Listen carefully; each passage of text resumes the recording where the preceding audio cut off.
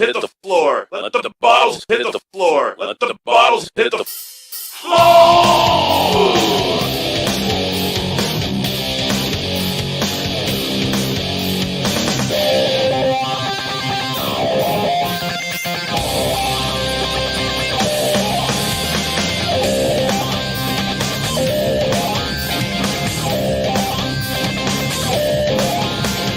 Drink some cards.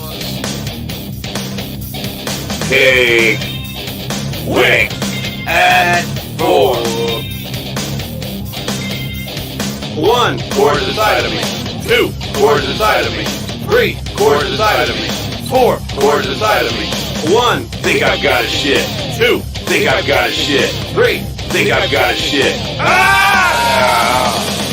Let the bottles hit on the floor. Let the bottles hit on the floor. Let the bottles hit on the floor. Let the bottles hit on the floor. Let the bottles hit on the floor. Let the bottles hit on the floor.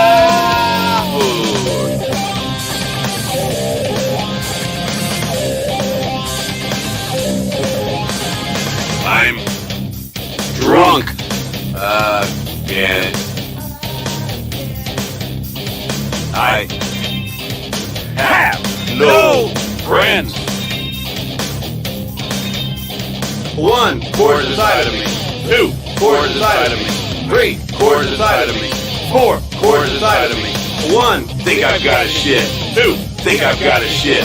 3 think I've got a shit. Let the bottles hit on the floor. Let the bottles hit on the floor. Let the bottles hit on the floor. Let the bottles hit on the floor. Let the bottles hit on the floor. Let the bottles hit on the floor. Dirty skin, crooked bones, by myself. I drink alone, laugh at fight. All my beers, stick in my ear, then slam a beer. Let the bottles hit on the floor. Let the bottles hit on the floor. Let the bottles hit on the floor. Let the bottles hit on the floor.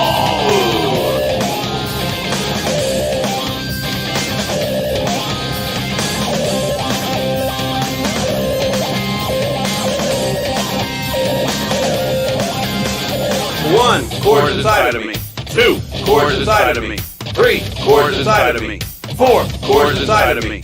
1 think I've got a shit. 2 think I've got a shit. 3 think I've got a shit. Let the bottles hit on the floor. Let the bottles hit on the floor. Let the bottles hit on the floor. Let the bottles hit on the floor. Let the bottles hit on the floor. Let the bottles hit on the floor.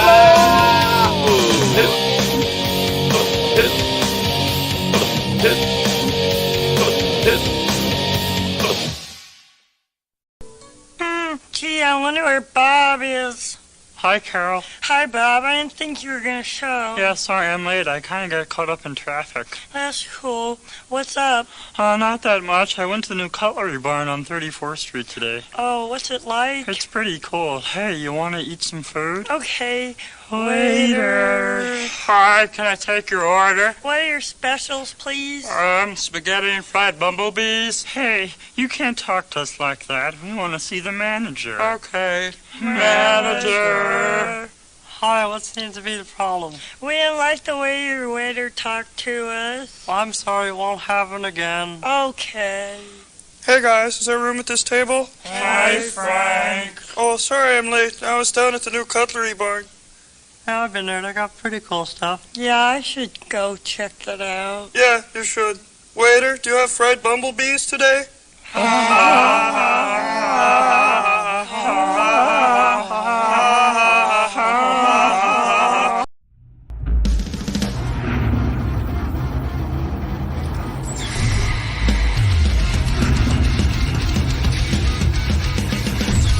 When you wanna know who's got the show, his friends ain't talking potato. You can call him on the phone. He lives across from Home Depot.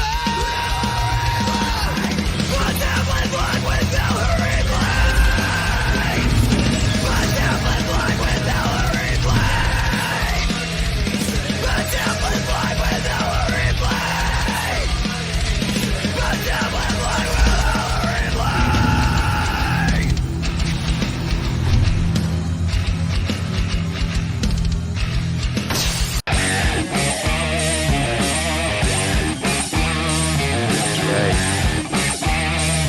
right now is a fucking idiot.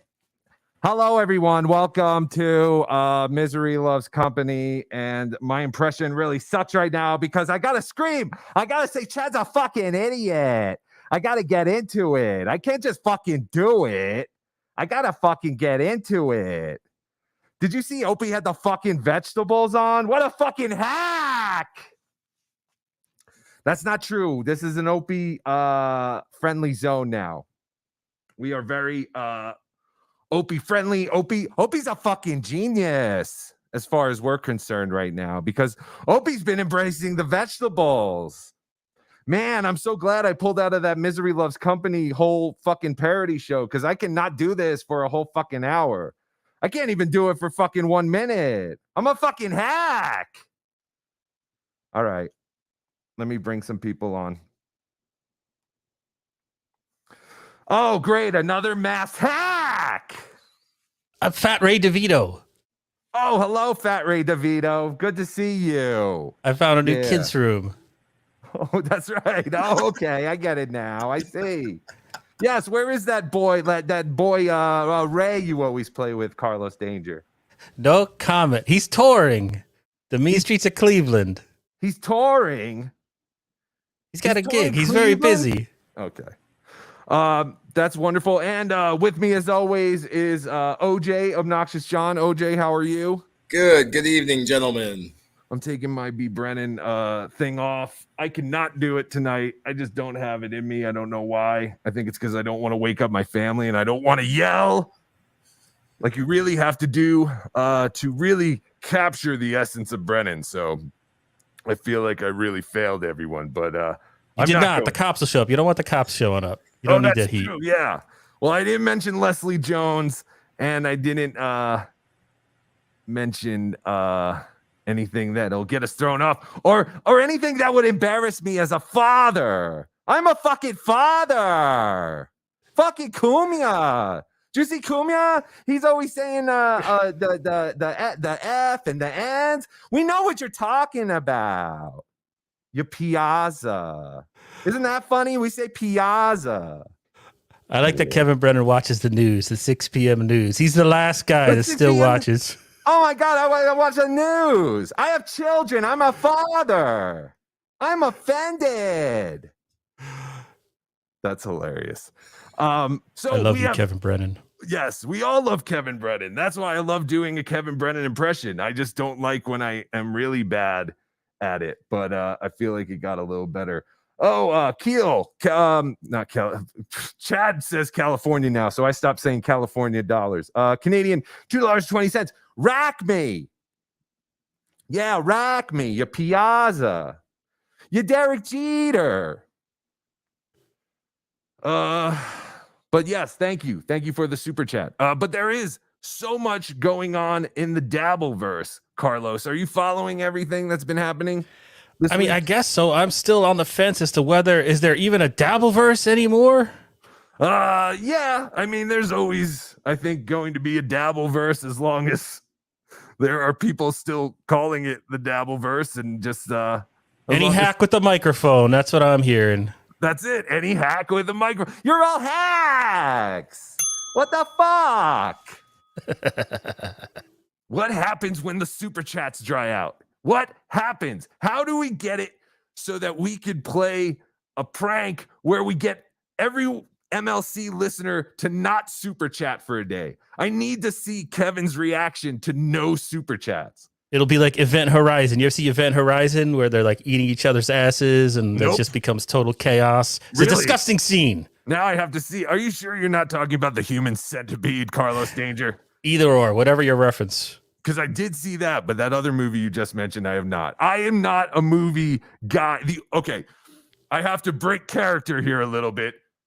I'm not really 16. But when I was growing up, my father took me and my siblings to the movies every Sunday. So from probably like the 80s to like the early 90s, I used to go to the movies all the time. But it was really like crap movies. And then we had a cable box, so I would see whatever was on Showtime or HBO or Cinemax for the month. But like now, I don't see any movies. And I'm horrible with movies, Carlos. That's why I was such a horrible guest on your show, because it's so movie centric. No, I felt bad. There's nothing wrong with being who you are, BeDabbler. I'll never besmirch you that. Although you are, it strikes me as a bit. I'm autistic in that I love movies. You're autistic in that you don't watch anything. I know, it's weird, and I get it. Oh, Bad with 2 Ds. Thank you very much for the $10 super chat. Smoochies, smoochy boochies, right back at you. Baba Booey. Really appreciate all the super chats. Yes, let's just have a show about super chats. Wizard Nug 2, $4.99 super chat. Thank you so much. How do all these people have so much disposable income to constantly waste funds on super chats? I don't know. Credit cards, baby. Credit cards, yes. Pay interest on your super chats. It'll be an extra session caused by fucking Kevin Brennan's super chats. Yeah. And have you seen now that there is like a chat? I don't know if it's a bot, but there's someone who's calculating the super chats for MLC. And isn't that the guy? That's the guy with the Ralphie May RMG or something like that. He's got the Ralphie May icon. Yeah, I thought he's just some kind of accountant genius, but I have noticed that. Yeah. Yeah. So the other day, yes, you're right. It is Ralphie May. So he posted like 1,374 or something. I thought he was posting Ralphie May's weight. But that was actually how much money MLC made in those 2 hours. They were making like $1,300. Kevin is pissed, I've heard. He does not like that. It's a little too much. Yeah. Did you see them tonight? I mean, I think they're still on. They went on at 5 o'clock, and even I had to tune out after a while. And my boy Ray DeVito was on there. I saw that. It was going on for a while. Leland Mandingo, thank you very much. $2 super chat. This show is tremendous. Yes. Thank you. Thank you, Leland Mandingo. For the $2 super chat. I did see MLC today because it was supposed to start earlier. They did Friday 5 o'clock instead of 4. Their Friday is now an hour later. So Kevin can watch Warner Wolf or something like that. Mr. G with the weather. Okay, I didn't know that. I was expecting them at the 4 Eastern, and I fell asleep, and then I woke up, and I saw our buddy Ray DeVito on there, and I heard he took like a 25 milligram edible too. Oh, see, I didn't see that. I know they were pressuring him. I did not see that he actually took it. That must have been pretty deep into the program. I believe he did. So I would very much like to hear you get in touch with him either tomorrow or something on your show and see how that went. You know what? He is planning to go live at 12 p.m. tomorrow on his YouTube page, but I'm not going to be able to go on there. But I will, if with your permission. If he's high as balls right now, he's probably not doing his stand-up comedy. I could share the link with them. 100%. I would love to have Ray DeVito I'll do that. I'll do that. I'll give it a try. Let's see what happens. And I must... Yes, OJ. So, Carlos, you think he may not go to his show because he got so high? Well, based on my just online experiences with Ray when he's high, I mean, he was expressing concern about going to the gig under the influence of anything. But you've been in those streams where Ray's high and drunk. He's a little... I have not.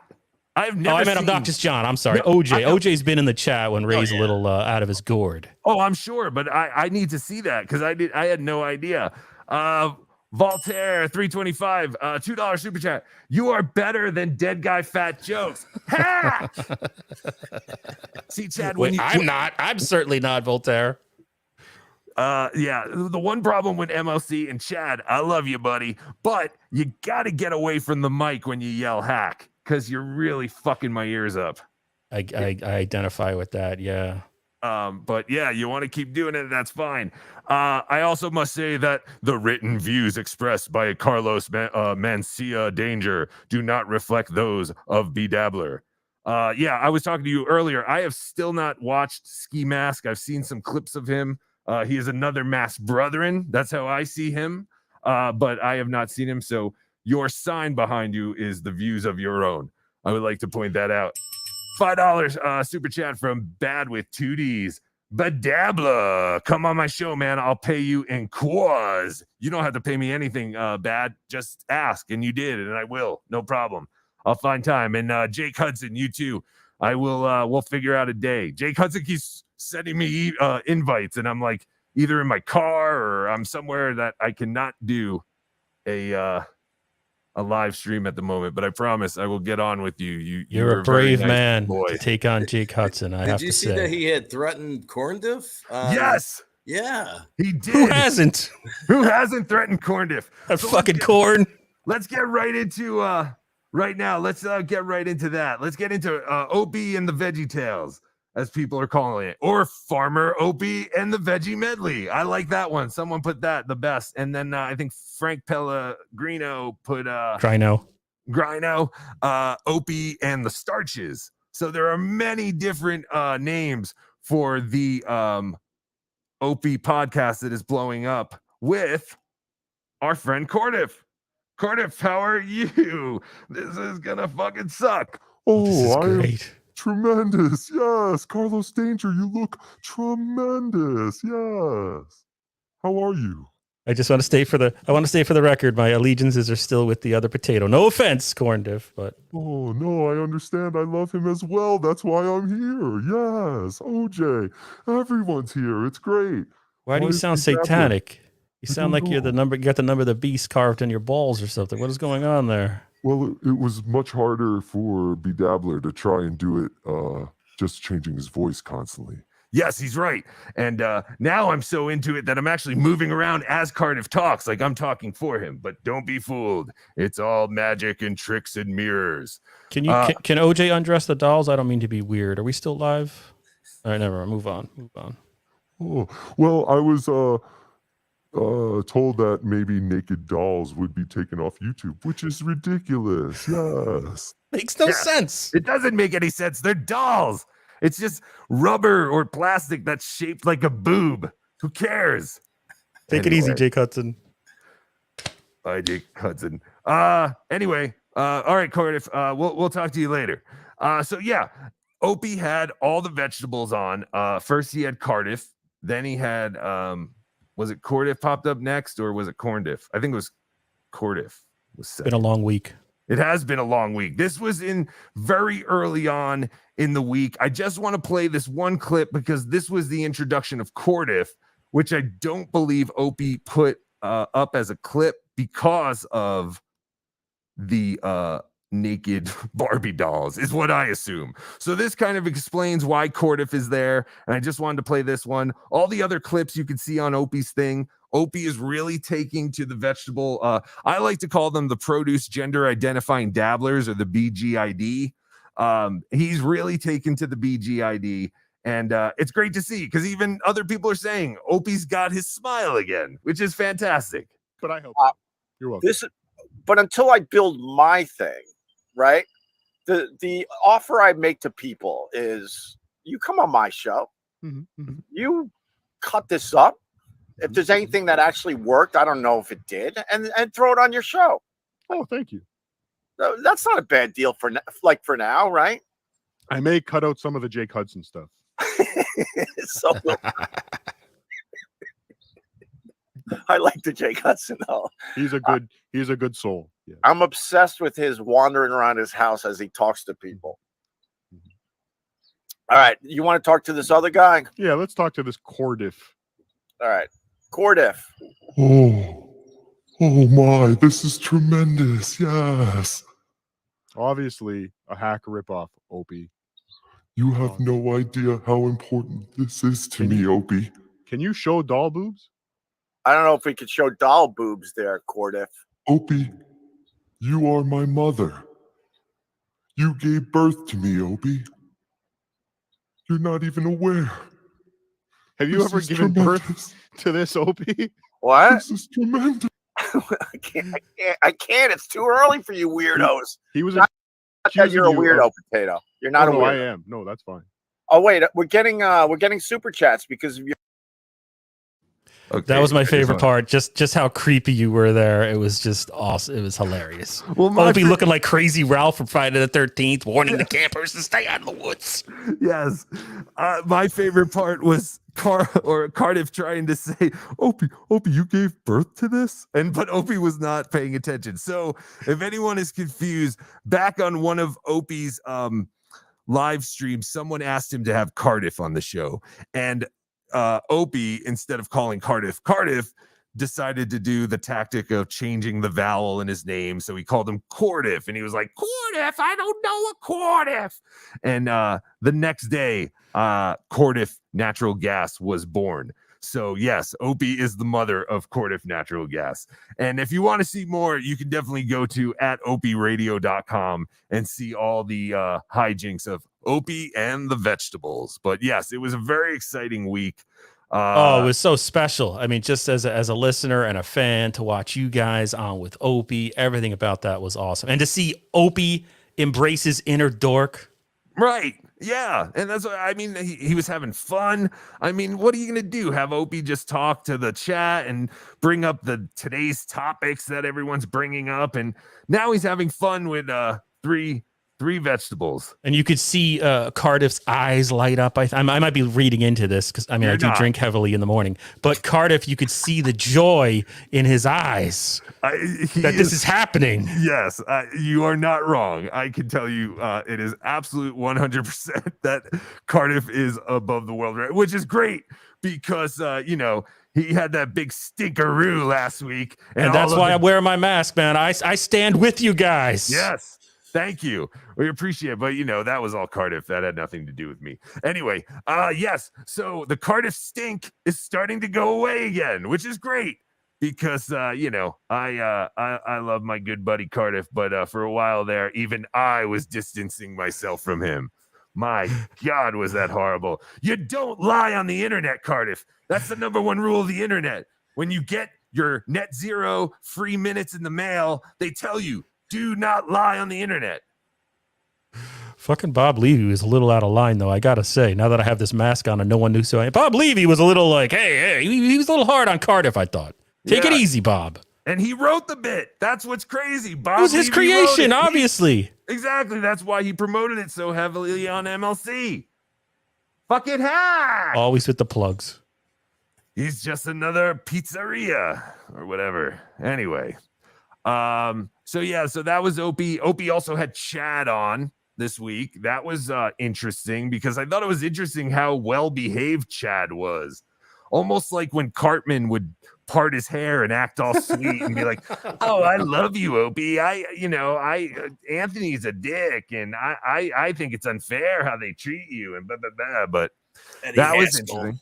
Yeah, like an Eddie Haskell type thing. I thought that was really interesting. But again, he gave Opie, even Opie admitted it, I believe today, that was probably the most watched show that Opie's done since doing all this live streaming. So that's good. For Opie's been at his best this week. This is the most exciting. That's a low bar, though. Let's be honest. Well, I mean, it is. But I mean, I'm talking for me personally, seeing him entertaining. It's been years. Yeah. I know. I'm just throwing in a stupid joke, a cheap shot, but no, it has been beautiful. I agree. Yeah, he's been fantastic. And, I know the vegetables are not looking to be on every day because they know that will definitely kill it. Just like with, Who Wants to Be a Millionaire, where they were like, hey, we have this great thing. And it was like once a week. And then they're like, oh shit, we got this great thing. Let's put it on every fucking hour. I wouldn't expect the vegetables every day by any means, but I think they'll pop up here and there, and I love it. I think it's great. I agree. The once a week I think would be awesome. If get all the vegetables on once a week. Yeah, we'll see. I mean, I don't know. That's all. How did it come together though? It was just Opie open because I was sort of ignorant because I'll admit I'm not a Opie Sunrise streamer all the time unless I see that. What? Corndiff is in there, or if I see Corndiff is doing something. But how did it come about? He just put the link out there for people, or? Yeah, so Opie has a private Facebook group, and I believe at least 2 of the vegetables, if not all 3 of them, are members of that group. So they got the link, and some of the other vegetables had to wake up the other vegetables because some of the vegetables are living in a time zone where it's 4:30 in the morning. Anyway, $10 super chat. Thank you very much, Arcona. Seeing Opie back to himself just for one show was amazing. I think so too. It was great. He wasn't bitching about everything. He was having fun. He was going with the bit. Do the bit. And he's been on Twitter. I don't know if it's him or his social media people. Maybe he's got Spaz working for him again. But the way he's been cutting it up and using it again and again, that's been nice to see as well. So he's into it. Yes, feels like he's into it. I think he is, because the people seem to be into it. They're not just hating on him. They're giving him, some constructive and positive feedback. So I stole that stream too for 300 views. Absolutely. Hey, and, totally new content for him to post anything. All because, like you guys were saying, everything he had before is just himself. Talking to the chatters. 100%, right? Yeah. So the vegetables have been giving him some content. The PGIDs, the produce gender identifying dabblers. So yeah. I think that's pretty much all I had on Opie. Like I said, we're on again today, but Opie has clips. He has his thing out there. I want people to go and give Opie the views. We can play it here, but I really want everyone to go watch Opie. So there has been some John news going on, gentlemen. I'm sure you are aware, as we are all always aware and deep in the John algorithm. This is a Stuttering John special report. So, earlier in this week, it seems as though John has finally sold his condo in Canoga Park, California. Yay. It looks like he got about $399,000 for it. I believe his mom allegedly had paid for it, right? Didn't she gift it to him or something? That was a story I heard. I don't know if that's confirmed or not, but that's what's out there. Right. Agreed. I don't know anything about this. Tiny place too. I didn't realize that. 981 square feet. Wow. Yeah. That is pretty tiny. It's pretty compact. That's a lot of money for less than 1,000 square feet. Holy shit. And now, after, fucking up California, John is going over to Florida, it seems, to go fuck that state up. Allegedly. We got to say allegedly, because according to John, your private messages are up, by the way, that some of them are to me. According to John on Twitter, he was moving to New Mexico. Oops. Spears is working on some type of TV show. Don't go. No one robs Spears' house right now. He is actually there. That was from a couple of days ago. Anyway, sorry. Yeah. So no, thank you. I was oblivious to that. So thank you. Yes. Allegedly, John is going to Florida because yes, he tried to throw everyone off by saying New Mexico. Very clever. No one cared, and everyone immediately said, "There's no way you're getting a 5-bedroom house in New Mexico." Right, I forgot about that. So John is heading out of California, it would seem, or he's at least heading out of his condo. Good for him. He's got some booze money in his pocket, so that's nice. And he's out of the entertainment capital of the world. I don't know if anyone's commented on what that means. I mean, he's no longer in California. That's a sort of a big, I don't know, admission maybe? Maybe I'm reading into it too much, but... Yes, that was like when El Horrible would do all these free jobs, and his dad would always be like, "Why are you working for free?" And I'd be like, "I gotta work. I gotta do it in this field. If I want to get in this field." He'd go, "No." He'd be like, "Why don't you become a firefighter? Why don't you become a mailman?" All these stupid things El Horrible didn't want to do, and El Horrible chugged along and eventually worked in the field he wanted. John did work in the field he wanted, and now he's just kind of like, I'm gonna skip all this shit and go be a teacher at like 60 something, right? Is John 60 something or 50 years? He's got to be, right? Isn't he like, I don't know. Late 50s. Late 50s? Yeah. It's been a part of our lives for so long. He seems like 90 to me. Yeah, I know. That's what I'm saying. Like, I have clips. Okay, so later in the show, we are going to watch a Channel 9 show bit. Thanks to a voicemail we got a couple of weeks ago from a female viewer. I think her name is Melissa, or it's Marissa, and I'm sorry, I don't remember. Yes, it was a female viewer who requested that we do the start, doing some Channel 9 show stuff. So I actually have it's actually the last episode, but they did a whole NewlyWed game, and it's John and the production coordinator. He secretly had a relationship from the Channel 9 show. Oh, no kidding. So it's really pretty interesting. So we're going to watch that a little later, I think. But yeah, so John, he's having a whole career change late in life, which is fine. They say 60 is the new, or 57 is the new 27. Thanks, so Corndiff. John is 57. Thank you, Corndiff. Yeah. And following the Chad Zumach route, because Chad had a similar career arc. Or, well, no, that's not true at all. But I mean, Zumach moved to California, tried some stand up there, right, and then packed it up and head to Florida. That's where people go, I suppose. That's where they go. Zumach, has Zumach ever headlined? Like, is he a headlining comedian? I don't think so. Not that I'm aware of. I mean, maybe some clubs down there in Florida, but. And by the way, just speaking of Zumach in California, did you hear the story that he told Casey that Casey helped him change his tire? Yes. Now, I could believe that Casey would do that, but Chad, being a known liar, do you believe that story? I do. Yeah, I don't see. I don't know. I mean, why would he lie about it? But at the same time, it's like, why would he lie about KC? Like that would seem to be. Yeah, it's a weird. He's not really a part of that world. Right. I have to imagine he did. Casey, I guess, brought it up on Cardiff's interview yesterday. I don't know if he actually said he remembered doing it. I think Chad pretty much reminded him. Yeah, right. Which makes me even more skeptical. OJ, you are so jaded. OJ hates Chad. Man. Can't trust a liar. I agree. So what if he's got 8 criminal convictions? Big deal. Says nothing about his character. Guru 1, Casey didn't confirm it. Right. Yeah. Casey just brought up that Chad. Oh, I thought he did. Okay. I don't think he confirmed it. He just said that.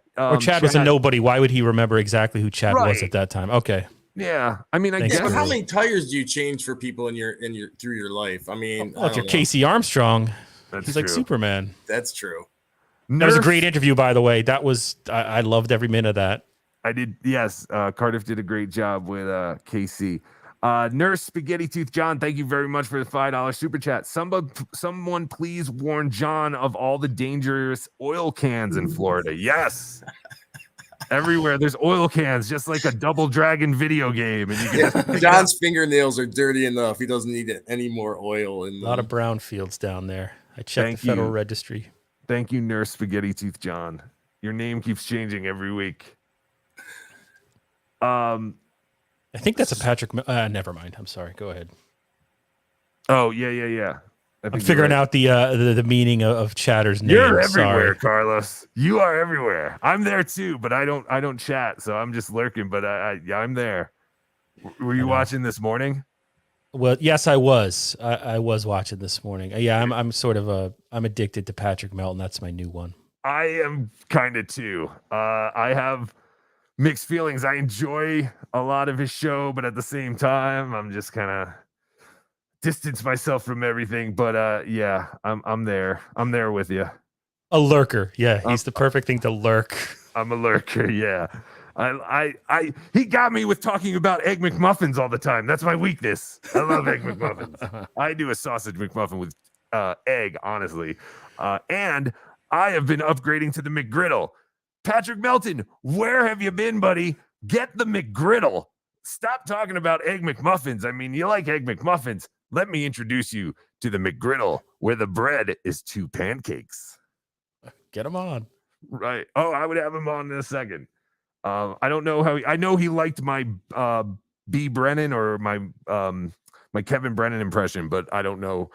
I don't know if we're friends or enemies, or I don't know. It's stupid to say that, I know, but either way, sorry. I haven't. I just derailed your show, BeDabbler. I apologize. No, it's just funny because I knew what you were talking about. Because yes, I am an NLO watcher. Yeah, no, I'm an NLO watcher. So, but yeah, so that's what's going on with John. John also unblocked many of people, including moi. OJ, were you unblocked? I was unblocked, and congratulations. Because of Stuff Joe Depot, I found out right away because he posted. I was like, "Am I blocked still? There's no way." And sure enough, yeah, he unblocked me. I know. I'm actually working on trying to get blocked again. Oh, all right. But I mean, right now it's great. Everyone's unblocked. We're all I'm not unblocked. Right, Carla? Oh. I'm blocked. Oh, really? So you don't get Jackie and Stuttering John both still block me. I've never said, as far as I know, a bad thing about either on Twitter. It's total bullshit. I like the Kinky Loco route where he unblocks you, Stuttering John unblocks you, and then you block him just as a fuck you. Right. God bless you, Kinky Loco. Yes, I did see that Kinky Loco actually, he did the double turn and blocked John in return. Oh man, I'm sorry, Carlos. I had no idea you weren't unblocked. Man, that sucks. Yes, Arcona, I agree with you. Put that back up for a second. The steak, egg, and cheese bagel is McDonald's best breakfast sandwich, and you can't find it anywhere except I know it's in the Chicago airport because I got one on the way home from DabbleCon. So the steak, egg, and cheese bagel is still at the Chicago airport. So if you're planning a trip this summer and you have to make a stop, plan on stopping in Chicago early in the morning. All right, back to what we were talking about, John. Yeah, you were talking about he moved. He's unblocking people left and right except me for whatever reason. Yeah, I wonder why you. I mean, I know he blocked me because there was some kind of development in the war between him and Shuli early on when Shuli started doing Uncle Rico on a regular basis. And Shuli had retweeted something. I had ratted John out essentially.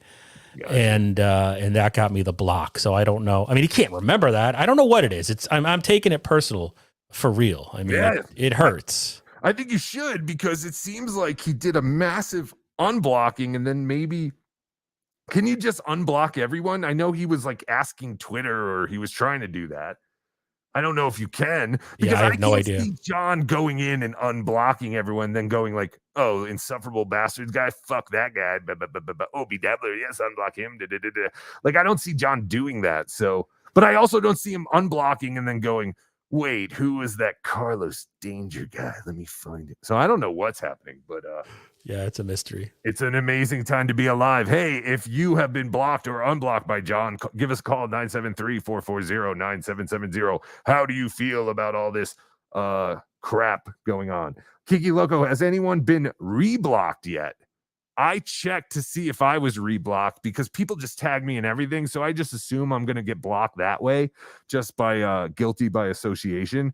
I am not blocked as of now. Opie blocks me, but not John. Arcona, he didn't unblock 2 of my accounts. Oh, okay, good. So how is he picking? So odd. I'm in good company then. He's like an enigma wrapped in a mystery, wrapped in a piece of shit. All right. So I know that one of you is at least aware of a new show that entered the Dabbleverse yesterday. OJ, are you familiar with a show called Back to the Habitat? I certainly am. Oh, okay. And Carlos, I know you're familiar with the show. Well, my lawyers are. All right, we'll get into that. Let's save that for once we get into this. But yes, there is a new show out there which for some reason is on Shuli's other YouTube channel. It wasn't on Shuli's main Shuli Network channel, was it? No, it was on the Miserable Men YouTube channel. Okay, I thought I had that right. So these 3 handsome gentlemen, in case not everyone is totally informed here, the guy on your bottom left is Vince, the attorney. He was a one-time producer for Stuttering John and a producer for the High Pitch Eric live stream, which I was aware of, but never watched because this was after I stopped watching Howard. I stopped Howard in 2012, right at like the beginning of AGT, because I just knew it was over at that point. Howard had gotten his Hollywood status and it just wasn't going to be the same. And Artie was gone. And I believe, actually, I should say, Eric the Midget dying was that's a timeline marker. I know I listened up until ETM died. Yeah, I feel the same. I can say the same thing. So I was unaware of the again, I was aware of it, but I did not watch it. Carlos, did you watch the High Pitch Eric live streams? No, I was not aware that he had a live stream. I used to listen a little bit to the podcast he was doing with Joey Boots back in the day, the one where they discovered Joey Boots dead. I remember that one. I think with with Gonzo Shitcock, but I was not aware of good old Vinny here or High Pitch Eric's live stream. Do we know how Boots died? Was it like an overdose or something, or? Off the top of my head, I don't remember. Yeah, exactly. I don't. I'm gonna probably a safe bet. Yeah, I don't know either. Do you know, OJ? I do not. I wanted to say maybe cancer or something, but you know what? It was. I think it was heroin. Sudden. It was acute heroin intoxication. Heroin, 100%. Okay, that's what Okay. Steve's book. Yeah. That's kind of, I was I don't want to say a Joey Boots fan, but Joey Boots didn't bother me. He kind of always added something. He was a weird, I don't know if he was really considered a whack packer. I guess he was because he hung out with them all, but I don't think he really had. He was a tier above. Yeah, he was. Yeah, he was like the IQ level a little higher than the rest of them. So this is when Eric, High Pitch Eric, lived in that flop house in the Bronx, and he's literally in a closet. Like it's like a 400-pound man trying to live in a closet. He had Jamaicans that would clean it for him for some reason. I don't know if that comes with the flop house services. He didn't have his own bathroom. I believe he did have a running sink, but he had to share a bathroom with the other people who lived on his floor. Just a whole shit mess. Which I'm pretty sure, if I remember correctly, according to Joey Boots, like High Pitch would actually piss in his sink. Sure, because he didn't. He like you said, he had to share a bathroom. So right, yeah, I would totally do that as well, probably. So I'm not gonna play all the High Pitch Eric stuff, but I do recommend everyone go rewatch this because I found it fascinating. I really enjoy Vince. I like Vince's sense of humor, which I'm starting to think Carlos doesn't, because I think you're misreading things, but we're gonna get into that, Carlos. But yeah, I've had 24 hours, so okay, all right, cool. Because yes, you were very angry yesterday. But yeah, so I would definitely recommend everyone go watch this. It's called Back to the Habitat, episode 1. It's on the Miserable Men Show page. It's not on the Shuli Network page. Again, I don't know the reason for that. But I did want to play. I did want to play this last part they did because I found it fascinating. Vince did a Q&A with Shuli, and he basically got all his questions from like Shuli's Anonymous and stuff like that. And there's some pretty interesting stuff in here. It's me, Smokey. It's me. God forbid, one of these days it is true or something. Listen, it's me, Smokey. I understand you can do whatever you want, but I'm saying if we can receive another call, we gotta show up, right? So don't get mad at us. We're just doing our job. It's me smoking weed. So I just gave a little heads here. We're just ending. The cops. People sent the cops. He was like basically swatted. People would interact, almost treat him like we're here for a wellness check. You thinking of harming yourself? No. Chaka, bro. We'll see you later. Hang loose. I gave way too much heads here. Just a taste of this. All right, here we People go. are going to love this. Before you go, though, I did want to address some things. Some fans were emailing me about you. I don't know. Like, I don't know exactly what this crap means, but they think that I'm a troll to you sometimes. Whatever. I've thought that at times too. This was the first thing that they were asking me about. Okay. It was posted by Kumia to fuck Shuli's kid. I'll move that over so you could see it. Okay. Seems like a reasonable dude. Go ahead. Yeah. So what are they talking about? Shuology available on all platforms? I never heard you use that term. Shulogy. Shulogy was an album I did. Shulogy. Okay. Yeah. All right. Fuck that. That's boring. I've hated Shuli since he was on Howard 100 News and ended every goddamn story with Shalom Biatch. Yeah. No, I can't argue that. But I do think it's important to admit that. No, but it's important to have some form of a hook that you use, even if you think it's tacky or cheesy. It is very, very important. BeDabblin. And that was the only way I was looking at it, was some catchphrase type thing to attach to this nobody that came in and started working for the show. And so, I gotta go. But what I just needed. Okay, so Shuli's explaining the whole Shalom Beach thing. Jules David, thank you very much for a $5 super chat. True story. I was a mod on the High Pitch Eric 24/7 stream. It was a great time while it lasted. Vince was a great puppet master. Yes, I could see that. there is something about Vince where it just I don't know. Definitely push my buttons. Yeah, man.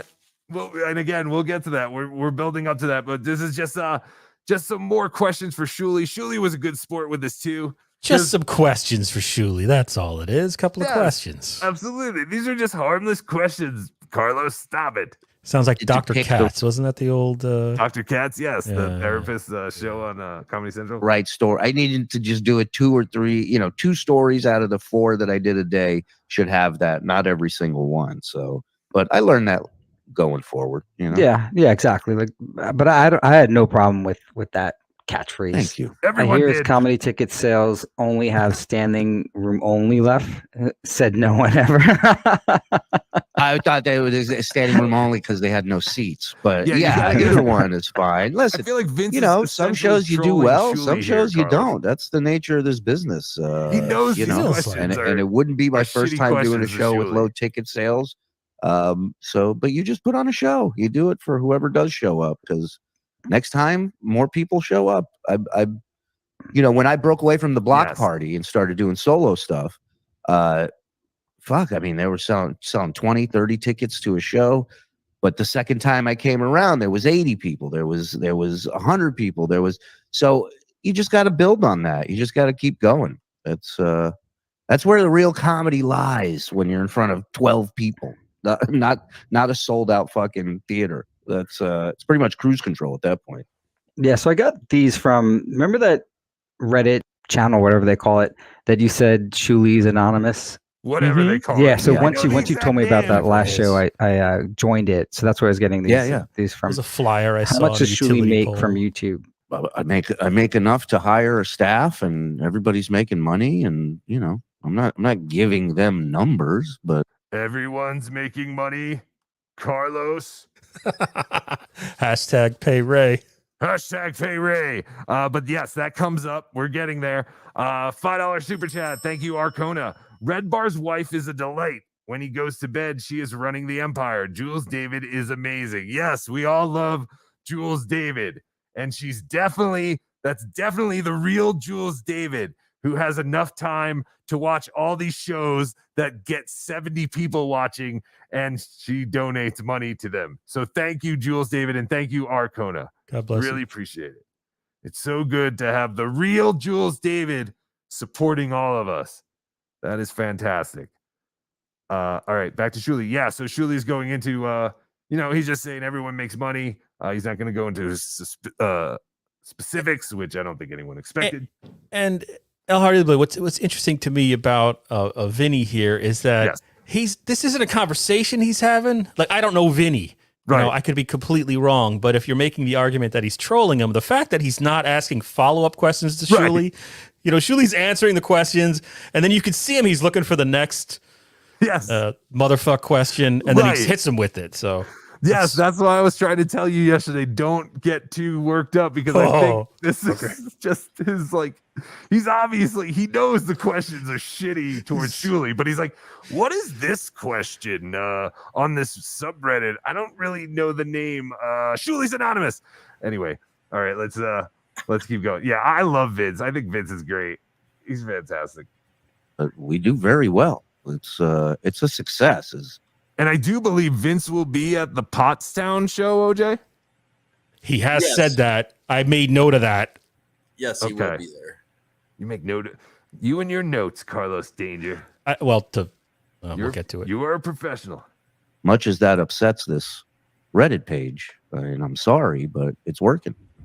Yeah, I mean, it's probably me writing all these and then posting. Yeah, I'm definitely making a lot more now than I did a year ago. I can tell you that. The YouTube channel was just under 3,000 subscribers. We're at 12,000 now, and the views, we're doing 500 to 700,000 views a month on the channel. It's going well, man. Nobody's complaining except for these guys. All right, and then just lastly, this is a video. Here's little Shuli. Yeah, that's actually a real comedian, tossing a hat. So I figured, what would be the point of showing Shuli this? It's fucking with Shuli. But he's like, and then there's this. I don't know. Monak, I think her name is. Here's this like unflattering Photoshop of you, I guess. I don't know. Shuli's a little, so you know. He's a little person. Here, I suck cock with his little radio gunk car. Oh, it's beautiful. Just watch Vince's. I'm just watching Vince's face as all this is happening. It's hilarious. So that's Monique's voice there? Yeah, that's the comedy gold of Monique. Are you guys Radio Gunk? Are you guys battling or something? I don't battle with her. When I left the show, she sent me a DM asking me to. I also have to say, Radio Gunk is another show I've never seen a single episode of. I'd probably love it because it's all about Howard Stern, but I've only seen clips. Have you guys watched or listened or whatever you do with Radio Gunk? I've dropped in and dropped out of it. It definitely has a following, and right. I mean, I'm still listening to old Howard Stern though. Like personally, I just go back and listen to the old clips. 100%. Because he sucks so bad right now. But the show's about how much he sucks. Right. Yeah. Nowadays. Yeah. And that's pretty, it's pretty. I'm with you. I'd rather watch the shit from years and years ago or listen to the shit from years and years ago that was awesome than even watch current people just shitting on the current shit. Yeah, I agree. I got nothing else. I mean, I agree 100%. I've been in and out with Radio Gunk, and it wasn't really for me.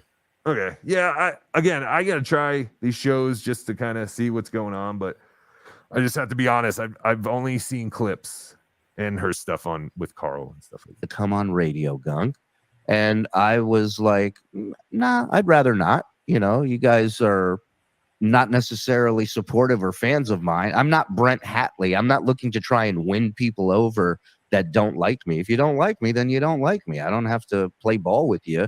And I said, I wrote her back like, why would I do your show? You hate me. And that's when she was like, oh, I don't read. Oh, shit. This is really good too. Hey, Tony Muskrat. Shout out to Tony Muskrat. Shout out to Tony Muskrat. Congratulations, Tony Muskrat, on your new daughter. Tony Muskrat almost had a DabbleCon baby. I don't know if anyone knows that. Oh, wow. Yeah, his wife was 9 months pregnant, and he dragged her out to DabbleCon. He was there the first day, right? And I don't know if anyone else noticed. I noticed because I messaged him. He wasn't there the second day because they almost thought that she was going to give birth, and she didn't. But then she did, and Tony Muskrat has a new baby daughter. I believe her name was like Juanita Melendez Muskrat. God bless. Like so God bless. Congratulations, Tony Muskrat. Salud. Yes, congratulations, brother. And let's see if I picked up the clip pretty much where we were. When I left the show, she sent me a DM asking me to come on Radio Gunk. And I was like, nah, I'd rather not. You guys are not necessarily supportive or fans of mine. I'm not Brent Hatley. I'm not looking to try and win people over that don't like me. If you don't like me, then you don't like me. I don't have to play ball with you. And I said, I wrote her back like, why would I do your show? You hate me. And that's when she was like, oh, I don't really hate you. I only hate family. So on top of everything else, she's a phony. I would have respected her a lot more if she'd have been like, yeah, I don't like you, but I just thought I'd ask you some questions, blah, blah, blah. I probably still wouldn't have done it, but I would have respected her more. Yeah, that's the story. I'm not feuding with her. She can do whatever she wants. Let her talk about me till the cows come home. Obviously, they need to, so it's all good. This user's claiming that you're really Eric the Midget. Is there any truth to that?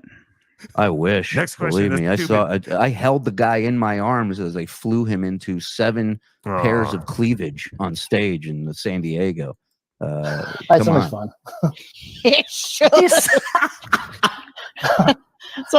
So is that? I guess that's a picture of you as a bum. Homeless man with Beth and Marcy, and who's in the center there? Hey, who is in the center there?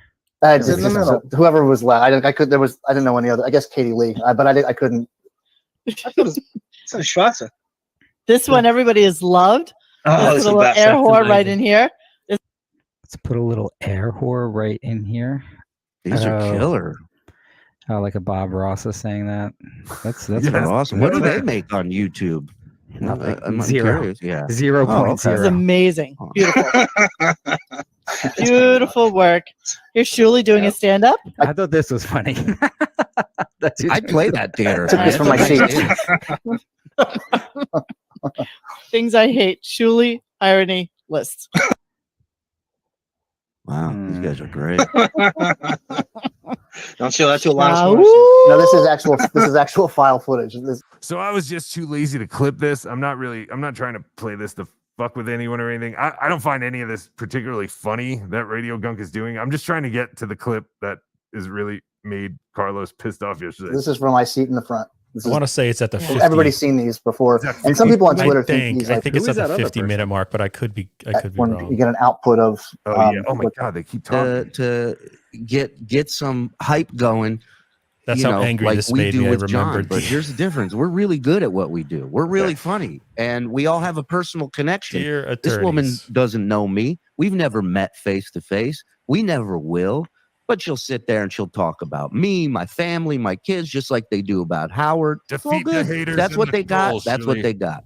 I'm not. It's interesting to me acknowledging Hold on, hold on. anything. That I'm way. Yes, sir. Like when Shuli did that interview with the guy we won't name that you had, you guys both, you and OJ had a previous association with. Kevin Drunk Fuck. Yes. Yes. Shuli. The one part that I thought was interesting was where Shuli kept advising Kevin, like, don't pay attention to the trolls, do your own thing, don't pay attention, don't even read it, don't acknowledge them.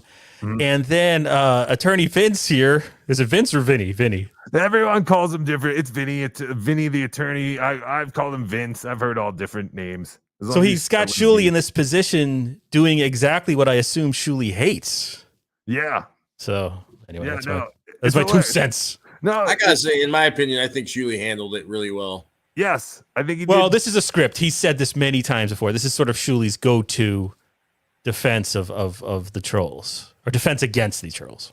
Yeah. But again, I think Shuli obviously knows that Vince, he knows that these questions were pretty controversial. And I think Shuli handled it very well. And yes, I think we are coming up on Ray DeVito chat and Carlos, or at least Insufferable Bastards conversation. I don't believe they ever bring you up by name, Carlos, which might hurt your case. Beyond that level, brother. Way beyond that level. So it's all good. Yeah, and finally, do you know someone named Ray DeVito? Here we go. Sure, I know Ray DeVito. Do you know someone named Ray? Ray's a comic. Patreon.com/Ray DeVito, motherfucker. Yeah, see, it's just that whole, like, I know every single answer to what I'm about to ask you, but hey, do you know this guy? On the Shuli Network called Rock Bottom with Okay. Ray DeVito, the Rock Bottom podcast. I don't know. I'm just going through these random things. Oh, so these are your friends then? When's the last time you performed comedy with Chad? And I wonder, like, if the two of you went out right now, would that, like, you should both be going to that Doylestown event that's coming up for the Shuli Network, or Pottstown. You know what? Whatever it is, Botswana. I have a beef to pick with that because Shuli asked me a while ago. Has he paid you yet? All right, stop with that. No, but I'm not worried about that. But the Pottstown thing. He told me about the Pottstown. Why do they always have to go to the Jew jokes or Jew comments? I don't know. And Ray's done, I think, 3 or 4 shows for the network. Okay. Now, what the fuck? I agree with you, Carlos. I thought it was interesting that they immediately went to that was a Jewish joke.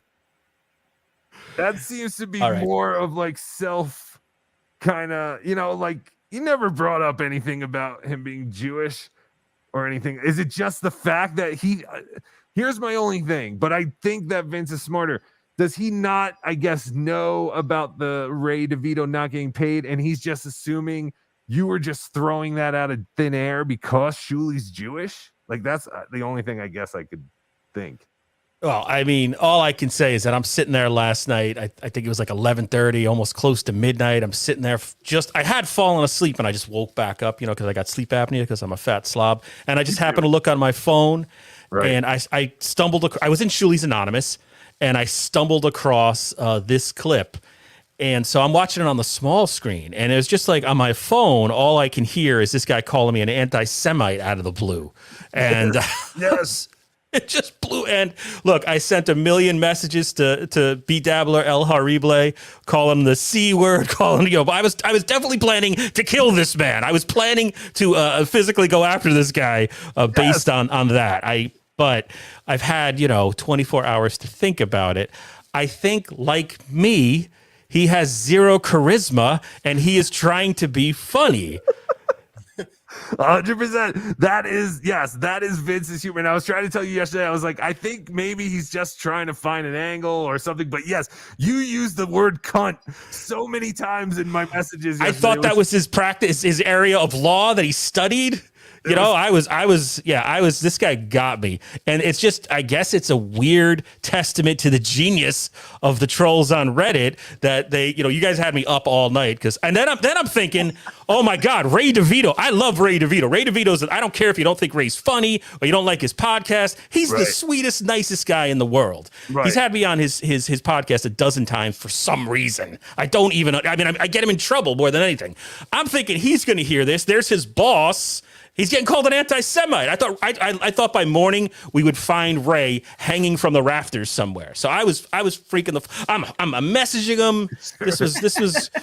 And for anybody out there that doesn't know, it's kind of an ongoing joke. It's a running joke in Ray DeVito's chat that we have to pay Ray because he did just start on the Shuli Network, so he hasn't gotten paid yet. So we kind of bust his balls about that. So that's exactly. So I'm there asking it sounds like I'm completely serious, but again, I'm a zero with no personality and I'm not a comedian. So I'm asking him as if it's serious. Hey, have you been paid yet? The question's ridiculous because it's a stupid fucking hashtag from a fucking YouTube page. You know what I mean? Like, that's the whole thing. So I actually messaged Shuli because I was freaking the fuck out. I'm like, I'm like, look, I'm the guy who asked that question. It was a joke. Also, I'm not an anti-Semite. Also, Ray DeVito doesn't headbutt babies. Ray DeVito, because these are all things that show up that if you're going to say he's anti-Semite, then all these other things must be true. He's not an unregistered sex offender. He didn't orchestrate the assault on Chad Zumach. So anyway, but then I reached out. I did reach out to some dabblers, to some old school sensible, level-headed dabblers. Like who? I don't know if I want to name. It was private. All right, Kiki Loco. Oh, he doesn't care. Okay, so you reached out to Kiki Loco. What did he say? And I'm like, what's the deal here? And then they're kind of like, no, this is a goof. He's goofing on you. And then I calmed down at about 6 p.m. today. So damn it! I told you to keep that anger until tonight. Oh, dude, I can't tell you how many tweets I wrote and then deleted. Just how many messages I wrote and then deleted. I was fucking in my cups, I think, as they said in 1920. Yes, I know. And that's why I was so excited. I was like, oh man, he's gonna be all worked up and we're going to counter sue. Oh wait, I guess we're just gonna sue. Clearly slander, right? I would have some type of case. Slander and defecation of your name. So but we won't have to do that because yes, Carlos understands it's a joke. I'll just play a little more because I was offended. They Shuli did know your podcast name, but he couldn't remember your name. He's been on it. It's my most viewed. I mean, I don't expect him to know it, but he's our most viewed video. That's what offended me, Carlos Danger. All the Jew jokes aside, I don't care about that. But when he was like, I don't remember his name, I was like, come on, everyone knows Carlos Mencia Danger. So I'm not sure what exactly people are waiting Ray to get paid. His show is just starting out. Pay Ray today. Everybody would be at the Shuli Network if we just paid people to come on and do their show. You know what I mean? It's gotta move up the ladder a little bit here. There's an opportunity. There's a lot more eyes and ears on the network. So there's an opportunity for you to make money. And there's opportunity for him to get super chats directly to his PayPal. So there's lots of ways for Ray to make money. And he is making money. People that believe they should be paid straight away, as opposed to those that are willing to put in time and effort without being paid. Those are the ones that will make it furthest. The ones that don't get paid straight away and don't need to be paid for every single hour that they're working at the beginning. When you demand a certain payment, it's because you've earned it by doing all the work before it. Otherwise, you're just going to be an employee your entire life, which is fine. Fantastic advice, Carlos in Danger. Don't you dare besmirch the name of Vince. That is great advice, Vince, or else you'll be destined to live in the pits of Twitch forever. You can't expect to be paid. It doesn't sound like this guy Ray, in fairness to him, is upset about his lack of payment. No. Yes, that's the other thing. Ray does not make a big deal about not getting paid. It's everyone else who watches Ray and other shows who makes a big deal about Ray not getting paid. Trying to get Ray upset. It's the most fun thing. Yeah. Yes. Again, we are all trolls doing shows for other trolls. Like, whether you want to admit it or not, that's how we've all found each other. Ryan Sharman said in a chat, this guy is a master troll. This is proof that he's a master troll. How upset I got. Yes. No, Ray has never. I talked to him just today. I was just telling, and he's doing great, by the way. His shows, the numbers are moving up. He's doing really well, and I'm very happy for him. And so he's moving in the right direction. This is other people trying to create shit. You know, I thought he was talking about me. Who is that guy that's talking to him? He doesn't know who you are. He has a show. I believe that's the guy from a show called Insufferable Bastards podcast. Your name is there. Okay, and I met him in Rochester. Yes, he's a nice guy. Yes, he's very nice. A while His ago, name is Carlos. he's like, yeah, we're Danger. gonna get you out to Pottstown or whatever. And then I see this whole event happen. I was really drunk and in Rochester. There's no invite for me. No one talked to me. Which I don't care if I'm not there. Well, then sounds like if I'm not on the show. But then why? So what is he talking about? A show that already happened or something else? No, we're doing the show you're coming to May 13th in Pottstown, PA. You know, the lineup isn't even done yet. So How much more people can they put on this lineup? Ronnie's going to be there. Scott the engineer. Oh my God, that's not true, right? No, I'm making. Well, it is now. Yeah, they did mention that I think it was Uncle Rico that they were talking to Jackie the Joke Man, possibly. I think Shuli mentioned that. Space things out. Has Shuli offered El Horrible a show yet? That is a very interesting question, Sam V. No one has offered El Horrible a show yet, and I don't think El Horrible would join anything because. Why not? I'm doing it myself. I'm growing. I've doubled my audience. I used to just have about 40 people in the chat when I first kind of started. And now I have, usually about 60 to 80. And I don't know. I guess I would join for the exposure, but not for the money. I mean, who's really making money at this crap? Jules David again. Whoa.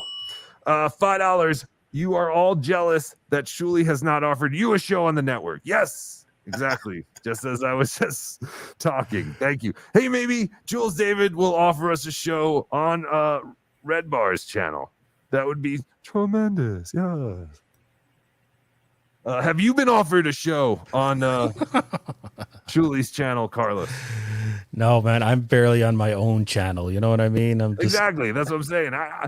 I don't want to be on someone else's network. It's the same reason I don't create a Patreon.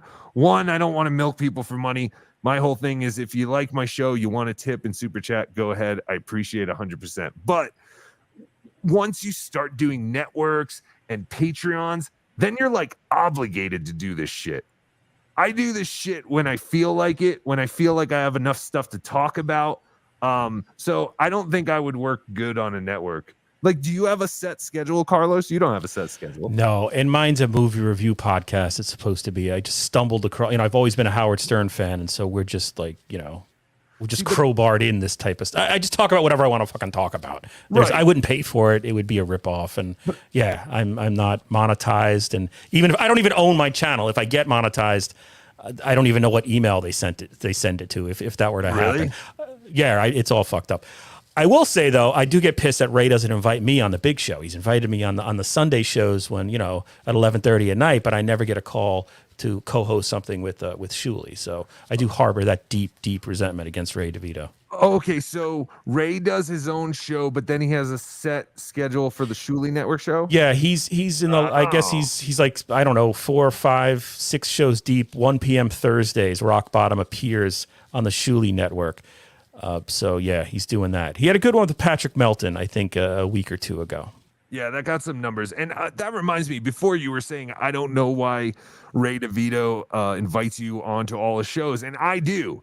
It's because you are a fantastic broadcaster, in my opinion. Yes. And you are a fantastic counterpart to Ray. You are a very good straight man. And you, like I said, you're just a great broadcaster. And Ray needs someone to guide him and play that role. So I think Ray should definitely take you on full time, whether it's just for the Shuli show. He can do his other show by himself, but it seems like he's doing the opposite. He's inviting you to the lower show but anyway, you should be on every show with Ray. You should be Ray's co-host. I think you need that, or he needs that. I mean. Well, thank you very much for saying that. I will say that I think Vinny the lawyer is Brandon, the guy who just started the new Hacks subreddit. It's one of the same. There's a new Hacks subreddit. I didn't know that. Oh, everything is the best. If you thought those others were mean. Oh, really? Oh, God, I don't want to go there. Everyone hates, ever since last Friday, I've got it. There's that guy, Toucan Sambo. He used to be my biggest fan. Now he wants me dead. He's motherfucking you every chance he gets. Citizen M, I agree. Carlos Danger is the best. Yes, I love Carlos. And again, like you're... Yeah, we tell him all right. Nobody gives a shit. You are really good, and you work really well with Ray. You two together are gold. Yes, and I think they need stuff like a movie review show that isn't about, the dabble. Like, I know they have those two sports guys, and I know they don't get the, big numbers that like Shuli gets and all that, but their audience will grow. But I think if Shuli really wants to, succeed beyond the whole Dabbler stuff, he needs shows like a movie review show, something that isn't, but you're still in that world. You still like Shuli, you love Howard. You can, you can tackle any kind of questions people have. You can have, stern centric guests on and all that shit. I don't know. If I had a network, I would invite you on. That's what I want to say. I appreciate that. All that talk just for that. Baba Booey. Baba Booey. And a Baba Booey to you all. All right. Where are we? Should we keep playing this? Baba Booey. I don't think there's really much left here. Yeah, it was nice. After seeing this on the phone, I ran downstairs and watched it on my laptop, but it was sort of, okay, Shuli's laughing. I started to understand more and more that I don't have to find this guy at wherever his pot's down. And so we're not going to sue him? I'm not going to track. No, yeah, he's all right. Now I'm his biggest fan. This is your warning, Vince. Cease and dentist. Don't talk about Carlos anymore. Called me an anti-Semite, man. How dare he? But yes, go subscribe to, I guess, the Miserable Men Show YouTube page and check out that show, and there will be more to follow. And it's Vince and Shuli just talking about the behind the scenes of when they used to do the 24/7 high pitch Eric stream. I will be there every show because I found it fascinating. I thought it was great. They were also talking about doing you know what? I'm sorry. I was getting mixed up. I was thinking of Scott DePace. I apologize because they just had Scott DePace on the Uncle Rico show, and they were talking about doing a show with him, going back and watching some of the old shows that he produced. Oh, really? Yeah, I didn't see the Scott DePace thing. I meant to see it either. Yeah. I like Scott DePace. I was always a Scott DePace fan. Same. Yeah, but I know people didn't like his political views and that, hurt him on that kind of stuff. But I always enjoyed Scott. And yes, he was there at the very beginning of the E show and all the way to the end with Howard TV, much like Ganji. And I believe Doug Goodstein. I think Doug Goodstein was there from the very beginning. Yeah, I think so too. Because I know Scott Einziger was the original head guy over there with the E show, and then he eventually left. Was he the guy that kind of stole Howard's idea, or Howard sued him maybe? Yeah, there was some. For The Amazing Race, I believe. Yeah, he did all the reality shows. Yes. Yeah. It's crazy because that was one Scott Einziger. I don't remember the exact date of when he left, but I do remember the show of when he left because Howard made like a big deal about him leaving, and it was very rare because normally when someone leaves a show, they leave, and then it was you don't even know. Yeah. Exactly. Howard seemed very hurt and by Scott. I know everyone always talks about how he seemed hurt that Stuttering John left, but if you ever find if I ever find that episode again, I'll post it somewhere. But it was very fascinating to listen to because Howard seemed to take it very personally that Scott Einziger left him. And speaking of old shows, we are going to watch. Do you have time? Do you have like another hour or so, guys? Yeah, I'm good. I may pee my pants, but I'm good. That's fine. You can go pee now if you want. I'll play some. I'm doing it Riley Martin style. I just may turn off my camera. Oh yeah, use your thing. Laugh my ass. You guys just got posted on hecklers on Reddit just now, BeDabbler. Oh, fantastic. Oh, they do a show with two guys in masks and just a still frame of John looking all sweaty and gross. What happened to the Dabbleverse? What a bunch of fucking hacks. They're fucking, I'm just gonna fucking say right now, they're fucking idiots. They fucking had the potato. All they're fucking idiots. Yeah. Send me money. Send me money. Why all the fucking super chats? Imagine if this was like MLC's show and they went like a whole hour and they never got super chats. What the fuck are they talking about? Ridiculous. All right, I'm gonna play some voicemails only because I've had them for a little bit and I keep fucking them up. Here is a voicemail. Now this is a voicemail before the Friday show where Cardiff and I pissed everyone off and everyone hated us. Hi, this is JT calling from east of the Rockies. I'm a first-time, long-time, big fan.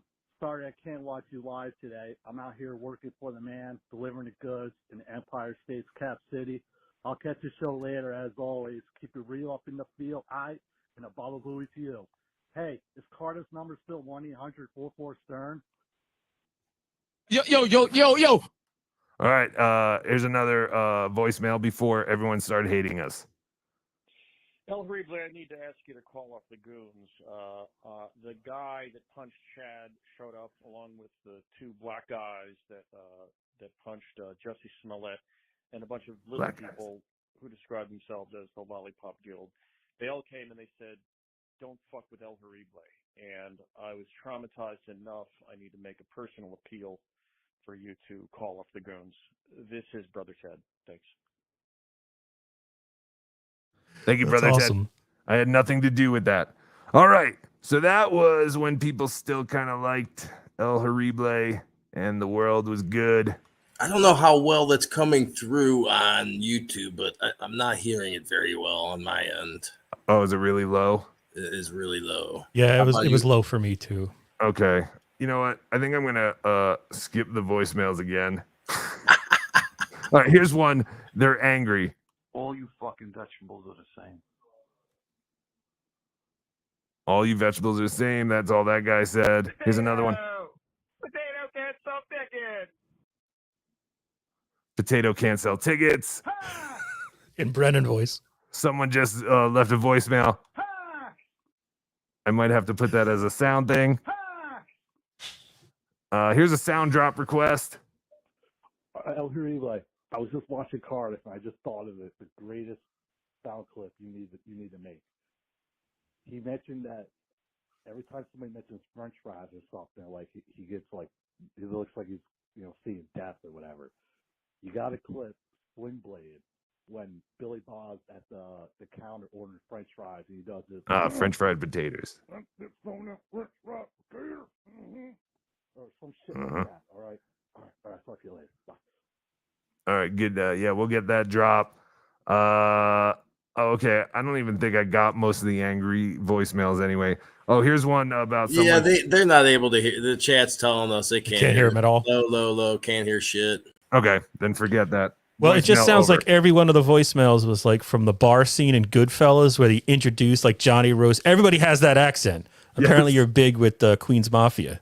Yes, we do big numbers in the Bronx. So, okay. So, without any further ado, because it is long, let us now get into the Channel 9 show.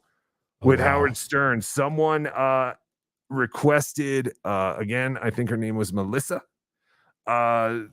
She requested us to cover some Channel 9 bits, and I was just going through them, and I actually picked the very last episode, which is a NewlyWed Game between Howard and his first wife, Allison, Howard's senior producer for the Channel 9 show, Dan Foreman, and his wife. Dan Foreman is actually the original JD impression. The impression that Fred does for JD is the exact same impression that he used to do for this guy, Dan Foreman. Oh, no shit. Yeah, it's funny. It's just, that whole JD thing. And Fred and his girlfriend, I believe at the time, they were not married, Allison Furman, and John, Stuttering John, and the segment producer or production coordinator. This was the girl that he had like a secret relationship with from the Channel 9 show, not the E show. Yeah, and I found it fascinating because she seems completely disgusted with John through the entire episode, and it's kind of hilarious. I didn't cut it. We're just gonna watch it, and we're gonna go through it. There's Howard tonguing his wife. I guess I paused it there the last time I watched it, but we're gonna go to the beginning. Welcome to the NewlyWed Game. Let's meet our contestants. Our first couple, secretly dating for the past 11 months, Stuttering John and production coordinator Karen Harris. There they are. Couple number 2, married 14 years, Howard and Allison Stern. Reluctant couple number 3, married Melinda. 10 years, senior producer Dan Foreman and Okay, so Melinda was the one who left the voicemail, right? Is that what the chat is saying? It was Melinda. So thank you, Melinda, for requesting that we cover the Channel 9 show, because, yeah, we're going to do that right now. So thank you. I appreciate it. I had to do a lot of work to get the sound to even sound good. There was a horrible hissing or buzzing noise throughout the whole thing. I got rid of that, but it kind of hollowed out a lot of the audio. I tried to boost it up, but if it's unbearable, let us know and we'll stop, but hopefully it's not. his wife, Robin. Couple number 4, living in sin for 5 years, Fred North, King of Mars, and his lovely princess, Allison Furman. So, Howard, why are you up there? Aren't you the host of this show? Oh, Robin, obviously I am not the host tonight. Tonight I am here to prove that me, Howard Stern, yes, I have the best relationship out of all of our staff. Uh-huh. Matter of fact, playing against us tonight are Stuttering Stupid John and Karen, who has fallen in love with John. Karen works on our show. Yes, she works on the show. Yeah, so her name was Karen. I can never remember her name, but so that's Howard Stern. But the Karen that is with Stuttering John, this is the woman who worked on the Channel 9 show that John had a secret relationship with, that John talks about in his book. Karen, isn't it true you hid your relationship? You hid your relationship for 11 months from John? Are you embarrassed? No, Aren't you embarrassed by John? No, I'm not embarrassed. You are not embarrassed. And why for 11 months did you deny going out to John? For many reasons. Because this soap, I'm here right now. Well, John, this is your dream girl, right? Yeah. I thought Karen since so first started. What is that? I've dug Karen since Karen. He tried to say he dug Karen since the show first started. I'll be the translator here if I have to. Jeebus. Show first started. Karen, you must be very proud right now. All the hairspray in that room right now. If someone lit a match, my God, I know the whole building would go up. I think I was in 9th grade, maybe, when this stuff would be on Saturday nights. This was 92. Oh, I might have been a little older. Okay, I was a senior in high school then. Yeah, because I believe it was 90 to 92. And yes, this is literally the last episode. I believe they did 60. I almost want to say they did 69 episodes, which sounds pretty cliche, but I think they did do 69 episodes. Right. By the way, I'll also be competing against our producer, senior producer, Dan Foreman. Dan, how'd you get abroad to like you? That's right, Dan. And, ironically, Robin, you're the horniest member of the show, and yet you are not up here playing. I can't be up there. I can't believe it. But Dan, this is your beautiful wife, Robin. Dan, how long you been married? 10 years. 10 years. Do you think you know your wife better than I know my wife? No. Do you think you will win? No. You do not think you'll I win? think we will lose. Stuttering John, do you think that you and Karen, only knowing each other 11 months, do you think that you can win? Yes. Oh, you do? You guys think you can? Yeah. I think You guys hardly know each other. Yeah, but we talk a lot. I see. Well, also, I must say tonight, Robin, I'm honored to be playing against the King of Mars himself, Fred Norris. Fred and his wife almost look like brother and sister to me. I don't know why. That's the Fred. Whenever I think of Fred, like that's the Fred I remember. That the mullet, you know. Yes, agreed. And his shirt, I believe, has clouds on it. So I zoomed in, or I blew this up a little bit, so the resolution is even worse on a video that was 4:3 in 1992. But yes, I believe those are clouds on Fred's shirt. Allison and Fred, of course, were on our show. We gave Fred his bachelor party. So it's also interesting to see what they could get away with back in 1992. So this this went up right against Saturday Night Live in New York and other markets where it played. It was not all around the country.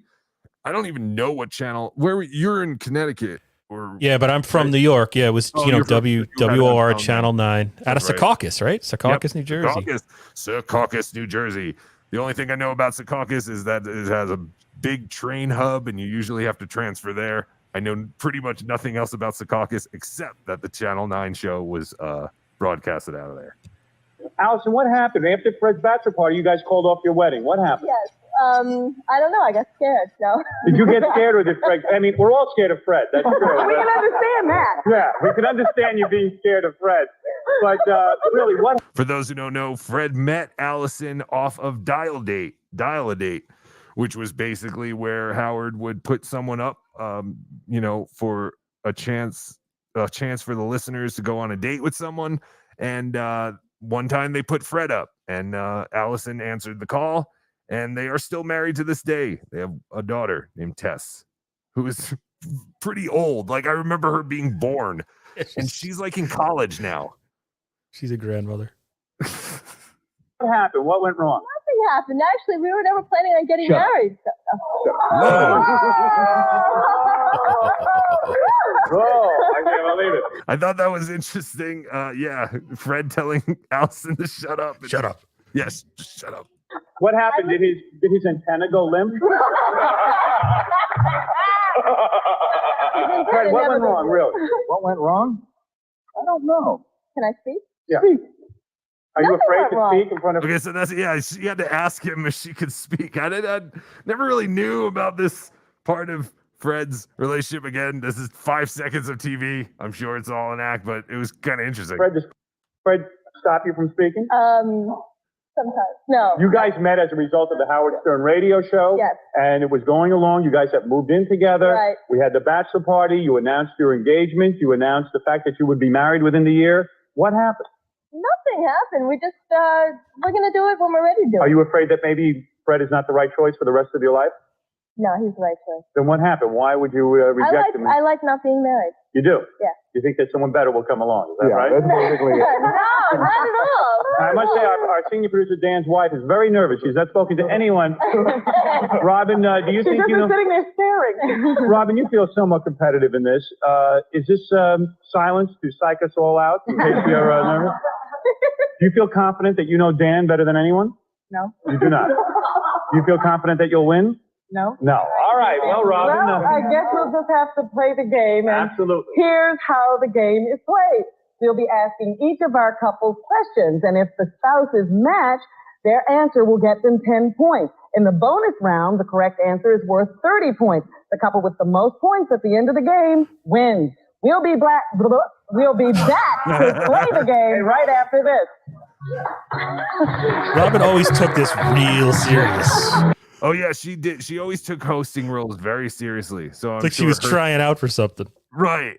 So I'm sure her saying "we'll be right back" was not. She was not very happy with that. But yes, There are 1992 graphics of the NewlyWed Game. So now Howard used to do live spots on this show, just like he did on his radio show. And sometimes they would go on and on and on. So I cut this one, but I thought it was cool to see at the end. It was from a local, I believe it's just a New York electronics store made famous by Seinfeld. Nobody beats the Wiz. To the NewlyWed Game. Oh, I guess it wasn't there. I think it's on the next one. Sorry. Robin Eubanks. Thank you, Fred. Yes. No, I realized I didn't even talk to my own beautiful wife. Look at her, huh? Look at me. Watch me. Look at me. You never get to see me on a weekly basis be romantic with any women because my wife won't allow it. Is that right? So now you can kiss and fondle all you want. She got so jealous when I was with Martha Quinn laying on the beach. Isn't that right, honey? I didn't particularly care for it. Yeah, she didn't like it. Look at it. Look at me. Look how romantic. Watch me be romantic. I think these two are going to make it. I need more lipstick. That whole movie was a lie. Isn't that lovely? Isn't that amazing? That literally right after that movie, it was just the total fucking end. Like, if you listen, see ya. If you listen to 1997 after the movie came out, you just, it's so interesting to just know the ending, you know, just to know where everything went. But yeah, you make this whole love letter to your wife, this whole Hollywood blockbuster movie, and then literally your marriage is crumbling as you're doing it. That's gotta suck. What a good marriage we had. Are you nervous? You forgot to talk to your wife at the very beginning. I did forget to talk. I'm having trouble finding that subreddit. What is it? Is it Reddit? Is it hacks or hack? I tried hacks, and that's like computer hacks. Oh, Brandon's still in the chat. I'll take a look. Okay. And by the way, this is my wife's last appearance before her implants. She's going in. She denounced me to make me happy. I did not know that. Yeah, to make her breasts much bigger from her I don't believe she ever got implants. A cup. She's going to go all the way up to a D. I'm not an A. You're a B? I'm a B. She's going to go up to a D. No, wherever she is, she's going up to a D. Yeah. She's going to be my little Jugsy Mugsy. But my wife and I challenge any of the newlyweds here because we feel we know each other the best. All right, okay. That depends how he answers. Hey, Stuttering John, you think you can beat me, huh? By the way, I was wondering out, Dan is also getting implants. All right. Well, let's play the game, Howard. For the first round, I'm going to ask all the ladies to leave the set. So long, ladies. Goodbye, ladies. Look at John with a girlfriend. Can you believe it? I played a private chat. All right, gentlemen. Hey, So- guys. Yeah, I got it. It's El Horrible. Yes, Did they all say Gagia? Yes. Okay, sorry. I was yes, that was another thing I wanted to point. Thank you, OJ. That's why you are here. Good ears. They did. And I was very much surprised by that. Let's go back. Well, let's play the game, Howard. For the first round, I'm going to ask all the ladies to leave the set. So long, ladies. Goodbye, ladies. Oh, and that was John. It was John, but then everyone else. John started it. Then some woman said it, probably John's girlfriend. Then Howard said it. Dan Foreman said it. Yes, they all said Gagia. The influence of the great Stuttering John, ladies and gentlemen. I think we need that drop. Let's see if it. I don't know how clean it is.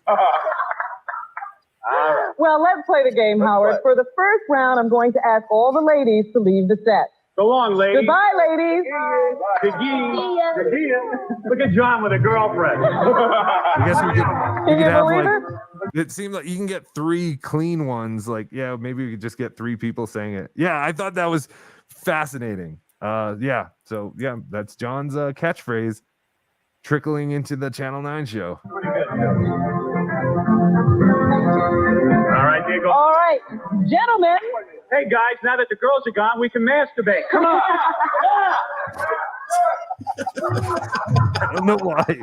When Howard would get up and do that shaking like thing, I don't know why that always gets me, man. Fucking, what happened to this man? All right. Ready for your first question? Yes. Gentlemen, how many times a week would you say you make whoopee? Stuttering John? Oh, we don't have an. Okay. Matt, you don't understand the question? I thought maybe we had like a grouping, 5 to 10, 10 to 20. Okay, I just asked you the question. I would say. Robin, is this for on Earth or Mars? Fred wants to know. Is it different? Yeah. The way they count? How many times a week do you bang Karen? 7 times a week, okay? Howard, how many times a week? 1 time a week. 1 time a week. Dan, how many times a week do you and your lovely bride make whoopee? 3. 3 times a week. And the King of Mars? 2. All right. Question number 2, gentlemen. What sexual 2. act? And that's his girlfriend, too. All right, so now this next one is about what sexual act do you want to do that your significant other does not want to do, and I was shocked that they could say some of the things. When I had a girlfriend, at least, when Allison was my girlfriend, we'd do it 5 times a week. You're smart not to get married to Okay, gentlemen. What sexual act do you want to do, but your wife won't? Oh, man, this is a tough one. I don't think I can say this. Can I say this? What, cut your hair? Say it in a clean way. Yeah. All right, anal sex. Shut up. I want to put a similar answer, Robin. Use my hand, however. Use your hand. On with the butt. Okay. What? And What? Dan? Don said anal, huh?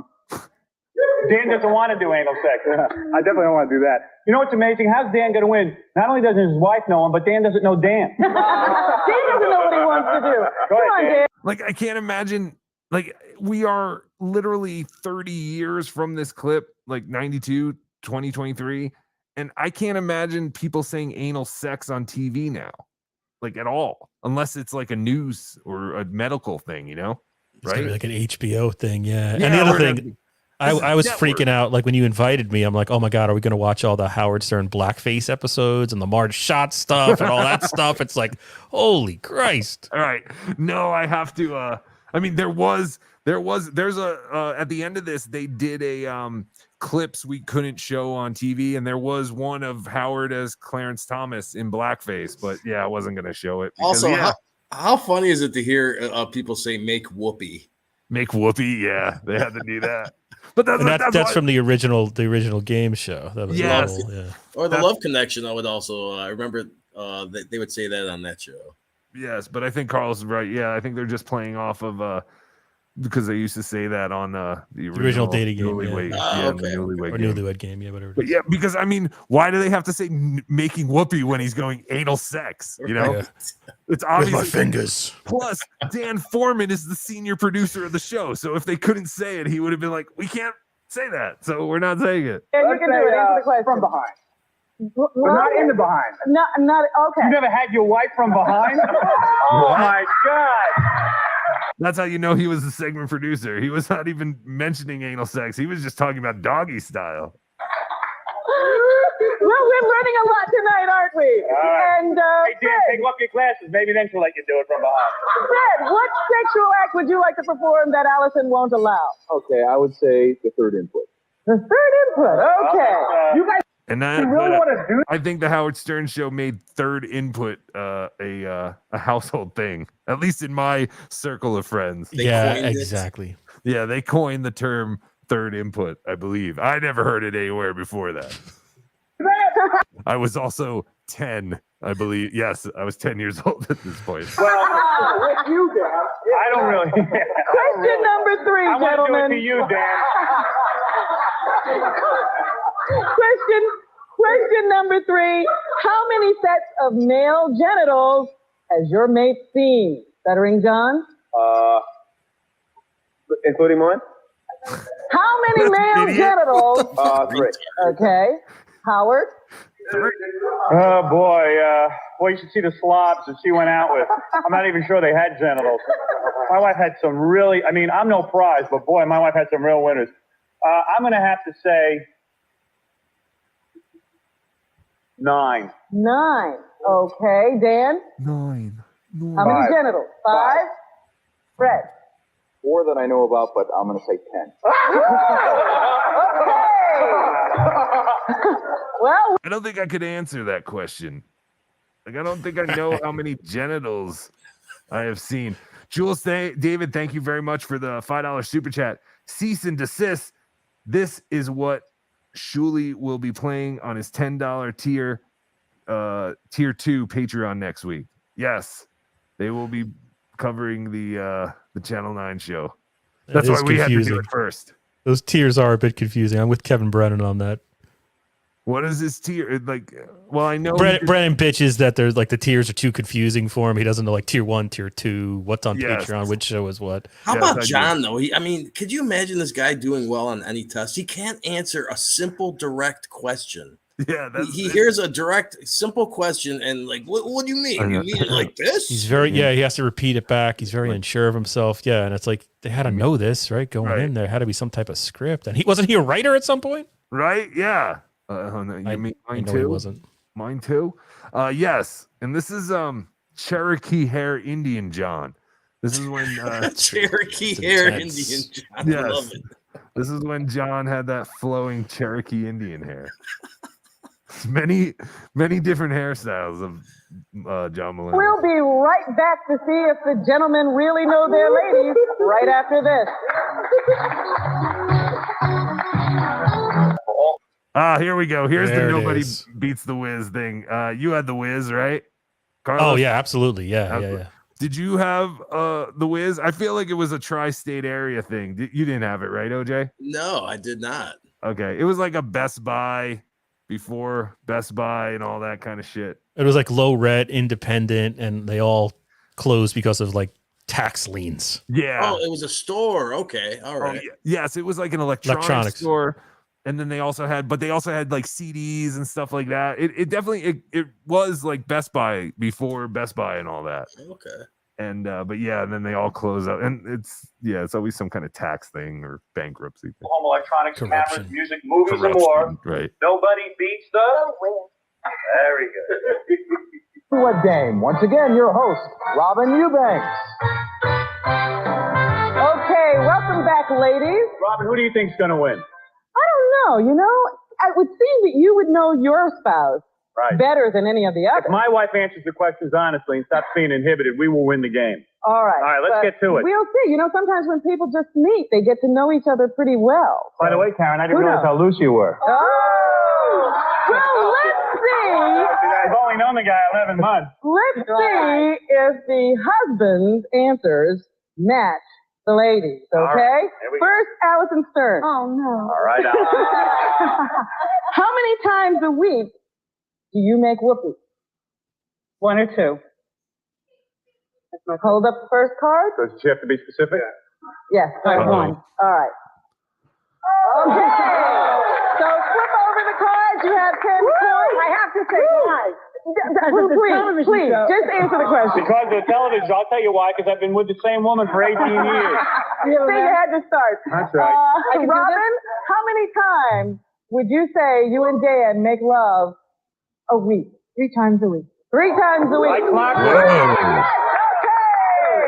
There you go. And it cheated. King of Mars, how many times do you and the lovely Allison make whoopee during the week? I'd say 4. Fred, hold up your card. We said with Fred, Allison. Oh, I'm sorry. How many times? With 2. Fred, it's twice, okay? And stuttering Karen, how many times do you and stuttering John? Karen knows. Remember, John went with a giant brag and said 7. They do it every day. Every single day. Every single day. Because menstruation or not, it's happening. Right. And again, and Howard said they've only been together 11 months. So, I mean, the chances of them winning are pretty bad. But yeah, I mean, I guess, 11 months, you could be doing it every day. But I don't know, things kind of wear off. But yes, John did say 7. Stone unturned Harry. Make love or whoopee in a week. 4 maybe. Okay, stuttering John, hold up your card. 7! Come on. Okay, Hey, Robin, I bet you Dan, our senior executive producer over there, I bet you him and his wife have exact times that they make love. You think so? Is it set dates? Yeah, it looks like they're right on, Go to sleep. right on schedule. See right there. I don't have a nice Ellery Yep. I think John is so dumb that he added up the amount of times he had sex, not times a week. Okay. Oh, just in general with her, you mean? Yeah. So what did she say? 4? I missed. Yeah, what she said 4. And so I think that they probably do have sex 4 days a week, but he's like adding up in his head how many times in those 4 days did they have sex. Oh, okay. I gotcha. It's very possible. I think he was just trying to brag. Could be. What sexual act do you want to do, but your wife won't? What will your husband have said that was, We Allison? shouldn't go first every time. I don't want to go first every time. Come on, All right, Dan. it's going to be the same answer. But Dan, Robin, tell me. Is that your problem? What act? What act does Dan want to perform that you say Go easy. no to? Oral sex. Oral sex. Ooh. Well, it doesn't mean she's never done it. It just means on a regular basis. Well, hold up your card, Dan. He said he would like to make love to you from behind, and you won't do that. Okay. What sexual act, Allison, would Fred like to perform, but you say no? No pets. I'd say Greek style. Greek style. What does that mean? That's it. No, I understand what that means. That's it. I just say that is a match. Okay. Yeah, so she said Greek style because I guess there's a big stereotype that Greek guys like to bang each other in the butt. What the fuck? Right? Isn't that what? It took me a second. I don't think I've heard that reference in like a long time. Oh, really? That's a stuck. Yeah, I don't know. That's kind of like a Streets of New York thing. Okay, yeah. I've always heard it's like, I don't know, Greeks like anal sex, and it's like something because a lot of the guys have Greek guys have anal sex with each other or something, and they don't see it as gay, or I don't know, something like that. But yes, I've always heard Greek style. And also, Carlos, if you're ever on a dating website and a young lady says she does not do Greek style, now you know what she's talking about. There you go, kids. I have seen that. Okay, and Stuttering John. Robin. Karen. You're Robin. What act? Yeah, oral sex. Oral sex. Oral sex. Wow. Oh man, that's John said oral sex. Okay. Has he asked you? Karen. Yeah. She does the oral thing. Very wrong about this whole thing. You do the oral. She gets like more and more perturbed as we start to go on. I actually would like to ask John, if I ever get a chance, like how long this relationship lasted after this, because it could not have been very long. Ask you about anal sex? Yes. Okay, and you say no. Right. Okay. All right. I don't know. I'm so confused. You do the oral thing. Reluctantly. All we used to do was the oral thing. I'm gonna lie a little bit. What an orgy you're having. Okay, Stuttering John and Karen, you start first this time. We haven't answered. Oh, you didn't answer. Oh, gee. What sexual act would you two like to perform that you say no to? Anal. Well, I think that's Use his hand with the butt. Come on, that's it. No. It seems that NewlyWed Game controversy follows Howard everywhere, because this is just like the vinaigrette, oil and vinegar question. Would you have accepted her answer of anal if his answer was, I want to do stuff to her butt with my hand? It's too general. It is, right? Yeah. No, I agree. But, Howard wanted the points, but he doesn't give a fight nearly as much as they did with the oil and vinegar vinaigrette years later with his new wife. No, that doesn't go. Yeah, that's it. That's right. The judges say no. Robin, what do you say? I say no.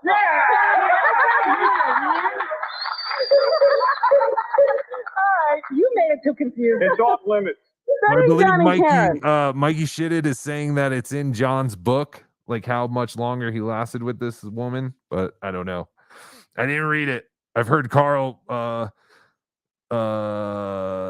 do commentary of John's book, which everyone should. I will say this: for $5 a month, join the WATP Patreon. It's worth it just to hear the Stuttering John book commentary. I believe they're up to part 11 now, and it's like at least an hour and a half to 2 hours an episode. Like, it's just endless, and they're not done, and it's great. But yeah, I'm sure he mentions it in his book, but I didn't read it. How many sets of male genitals does John say you have seen? He would probably say, if he could spit it out. I'm kidding. Whoa. Damn. Shot He fired. 10. All right, John, what did you say? I can't believe it. To be honest. I'm being honest. 3, he said. 3. You saw 3 Have you seen more than 3? We never really discussed this.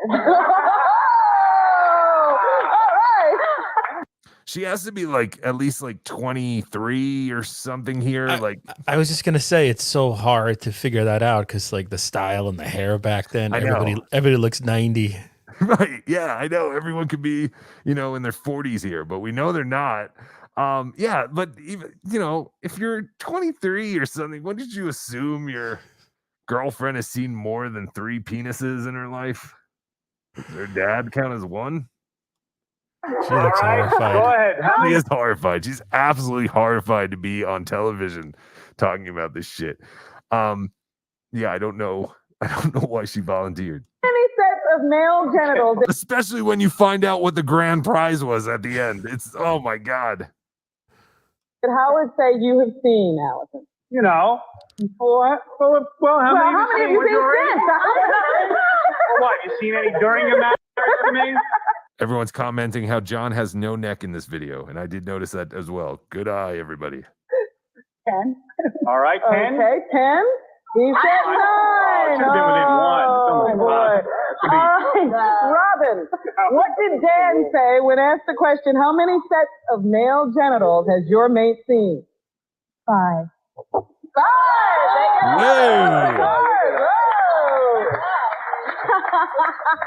Too bad no one knows who Dan Foreman is, or what be did impressive. Fred say? Everybody's cheering for Better take him. a commercial so she can count. Dan Foreman is still alive, and he works over at CBS. I actually looked at his LinkedIn. He looks good. He looks younger now than he does here. He knows about 10. 10. All right, Fred. Maybe there's more. 10. All right. The Princess Norris. Well, there you have the first round. We'll now ask the men to leave the studio and find out how well their wives know them.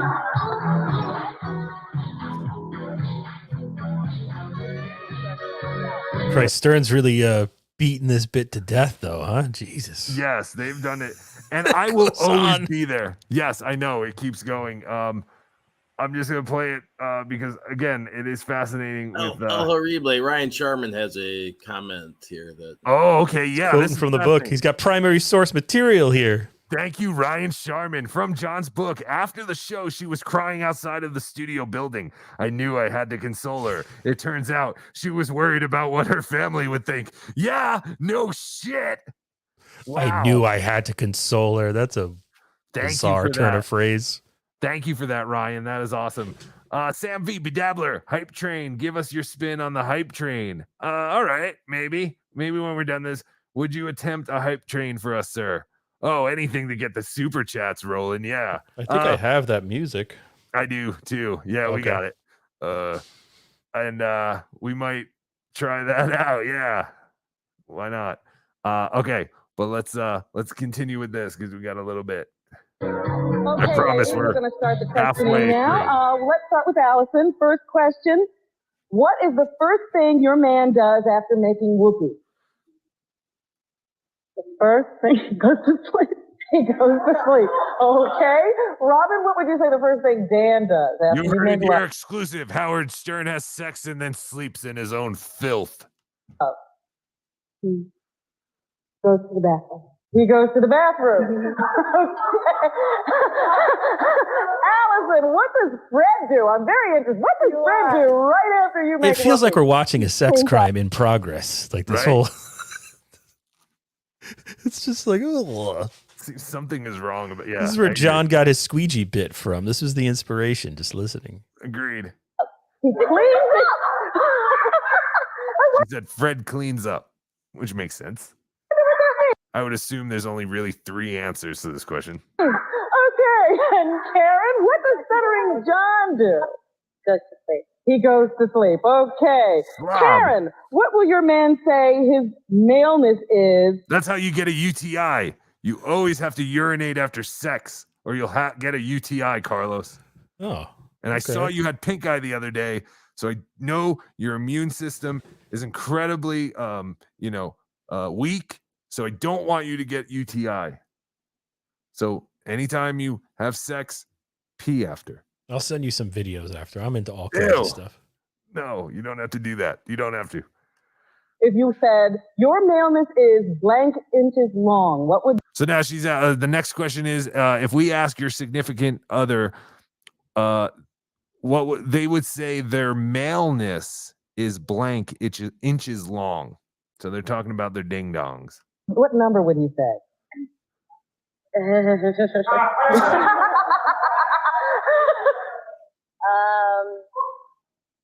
Well, are we talking about before or after? What is he going to say? He's probably going to give you the best number, I would imagine. You know what? I'll say 6. Okay. 6. Allison? Which is the best number, by the way. No, Steve? Oh, absolutely. She wanted to say what he was, flaccid. That's what you know. Question. 6. Okay. Robin? 5.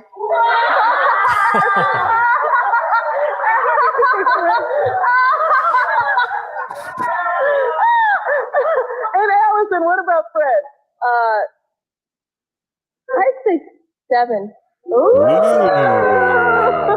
Now, a little bit of trivia. Out of the 4 penises on the panel, I do believe Fred is the only uncut penis. Carlos, what say you? I definitely think Fred's packing.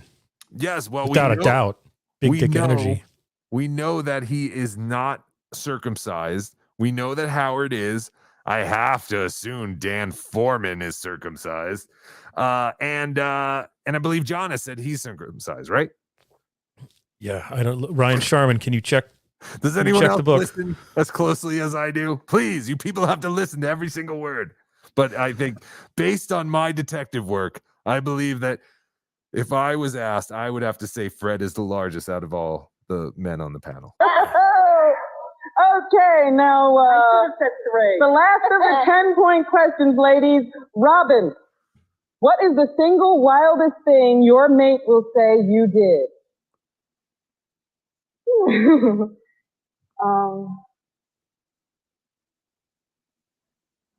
Say it.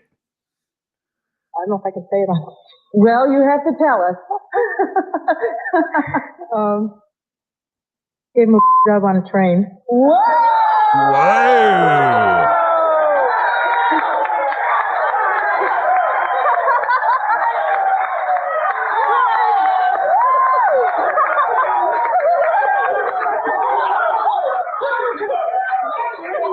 Okay, Allison, what is the single wildest thing Fred will say you did? According to Kinky Logo, he says, according to John's book, John has a circumcised 4-inch penis.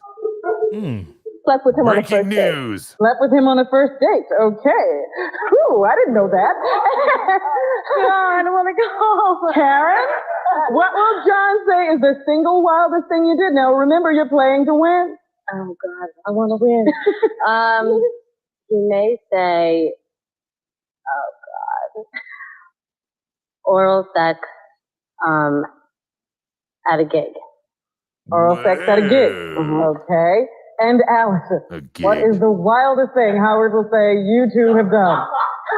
I think he's going to say making love in a sink. Making love in a sink? What? With me in a sink. Okay.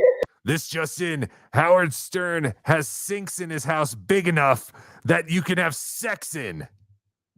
My God, she did say sink. She Look said at your pink eye. Sex in a sink. And your bonus question, ladies. Now, you're going to have to write this one down. And remember, this is the 30 points. What will your mate say is the most number of times you've made whoopee in one session? John. Just write this down. We will not talk about this out loud. What do you think Most John number will of say? times you've made whoopee in one session. Does that mean like one day? What does a session mean? Yeah, that's Is everybody ready? Bad question.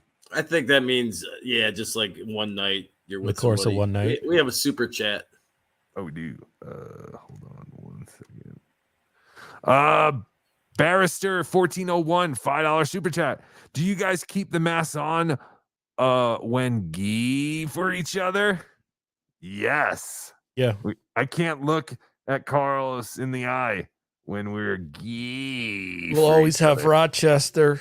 How's this going, Carlos? How do you like wearing a mask for an hour? And oh wow, we are reaching 2 hours. We're 10 seconds, everybody, away from 2 hours. 7, 6, OCD. 5, 4, 3, 2, 1. We have officially hit 2 hours. Yay!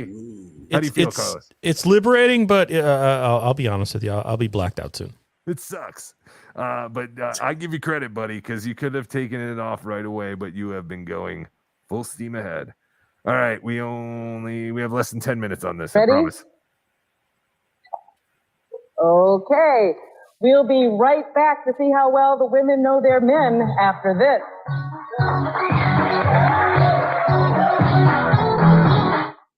NewlyWed Game. Once again, here's your host, Robin Eubanks. Well, welcome back, men. I'm glad that you've rejoined us. Do we look like a happy couple? Let's start with Dan and Robin.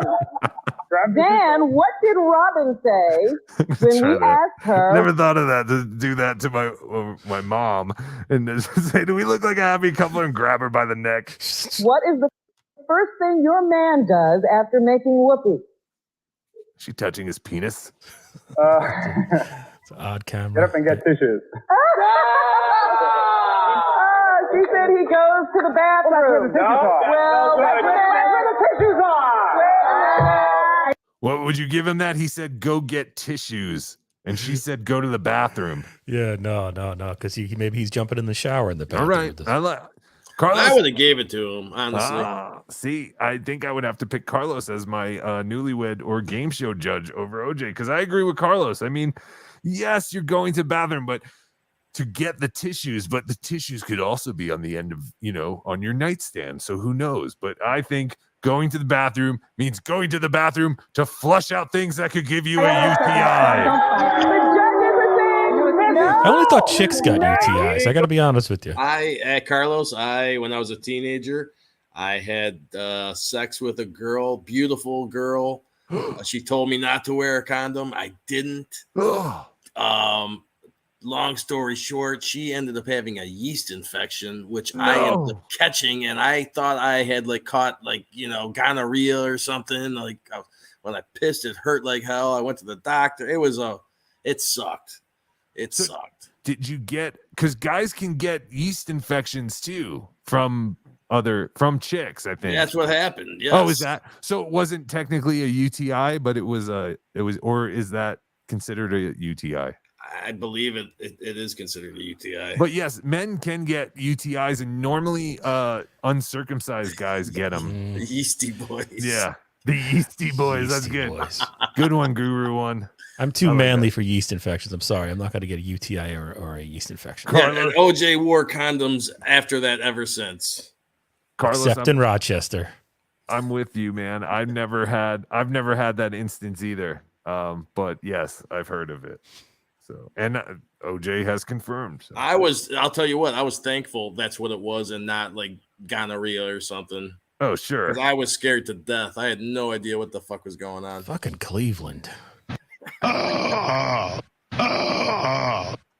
he didn't I think that's not a go. That's right. If you took away my point, Gotta be more you have to go into the bathroom to get the tissue. I thought you told me you clean your glasses off after. All right, let's go. Fred Norris, what did Allison say is the first thing you do after making whoopee? Paul's Mars. I say mop up. Okay, what did Allison say? Squeegee. He cleans up. Yes, You're right. There you go. You are I right. don't even know what that means. Stuttering John. It's a Martian term for cleaning up. Stuttering John. What did Karen say is the first thing you do after making whoopee? Take a pee, go to the bathroom. Go to the bathroom. He goes to sleep. First, I go to the bathroom. And Howard, what did Allison say is the first thing you do after making whoopee? Well, there are two things I usually do, Robin. It comes down to two things. I know. Oh, I'm rubbing my legs. Yes. Are you trying to remember? Well, yeah, I'm just trying to get in the mood. There are two things that I actually do. Yes. There are times, now I'm not saying this is my answer. I do go to the bathroom, or I roll over and go to sleep, or I take Dan's call. Oh. That would be. That's three things. You know what? I usually get up and go to the bathroom, but I'm going to say, don't say anything. I'm going to say that. Hey, wait a minute. I'm going to stick We with my might answer. have to disqualify. Wait a I'm going to minute. stick with my answer. I'm gonna Always controversy in a Howard Stern show game. Like the push-ups. Yes, but she did. She made a noise. They should have disqualified this question, even though Howard seemed to have been going with the going to the bathroom answer. She did kind of tip him off, but. I'm going to stick with my answer, which I was going to say was that I roll over and go to sleep immediately. Oh, go to sleep. Well, any more of that, and we'll have to disqualify you. No coaching. Don't coach. I was going to say. No, he was saying no coaching until we flip the cards, okay? What's wrong with you? You know, you're like a bubblehead. So I can't get the point? No, you got 20 points now. Be glad. Dan. Didn't I go first last time? It's Fred's turn. All right. Freddie. I'm producing this. When we ask Allison, your man will say his maleness is blank inches long. What did she say? Come on, Freddie boy.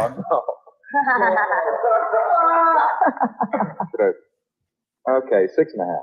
Oh, so 6.5. close. What did you say, Allison? 7. Sorry. Okay, Stuttering John. Your maleness is blank inches long. It's impressive too, because you know, Fred is packing. She missed by half. He missed by half an inch. I'll say 6. That's what I lied on. You say you were generous? How about a kiss at least? Be happy I about want to it. kiss him. And there you go. Flip over the cards. You got one right. It's like brother and sister, your maleness is right? blank inches long. It's funny you say this is kind of a trick question because mine is actually blank inches, but but I'm going to say 6 inches. All right, Allison said 6 inches. Oh, there you go. And Dan, your maleness is blank inches long. I'll say 7. That's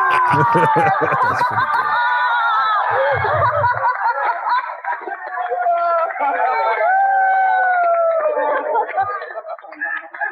Okay. I have to qualify that answer. No. Hey, Rob. She's asking for a qualification. That's 7 inches with his glasses off. All right, Stuttering John, this is the last of the 10-point questions. What is the single wildest thing you will say your mate did? Could I say this? I mean, oh, she's freaking out. Go for it. Oh, God, this is tough, man. Go ahead, spit it out. Just him or the whole band? I'm just kidding. Aaron's very, very prudent. She's very nervous, Oh, man, God, I don't know. This is a tough one. Oh, God. Tell us, what is the wildest thing? First thing comes to your mind.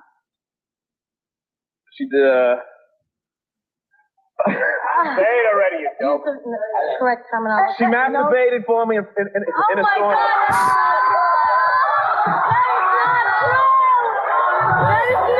That was poor girl. So that was not her answer. So his answer was that she masturbated for him in a sauna.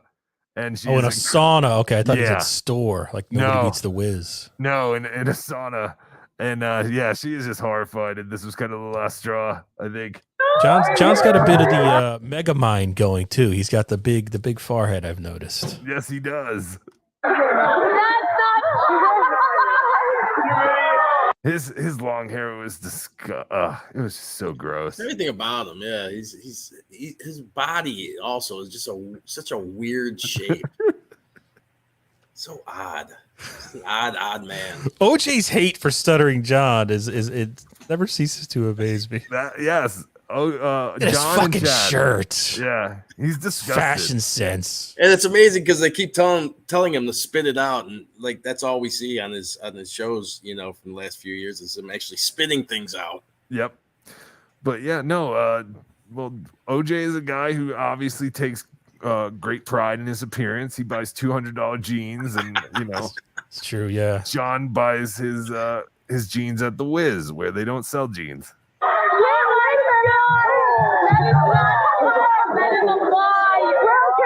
did you say? I bet you'll get it this time. Hey, Robin, that ends badly, ladies. We are not meant to be. No, that was true. She said we were not meant to be. I don't know why that's any worse than what her answer was. Her answer was she blew him at a gig. It's not much better.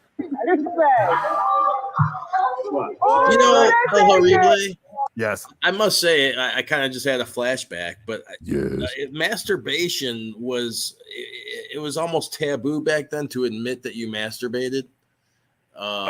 Yeah. You think more so than actually saying you had oral sex? I don't know.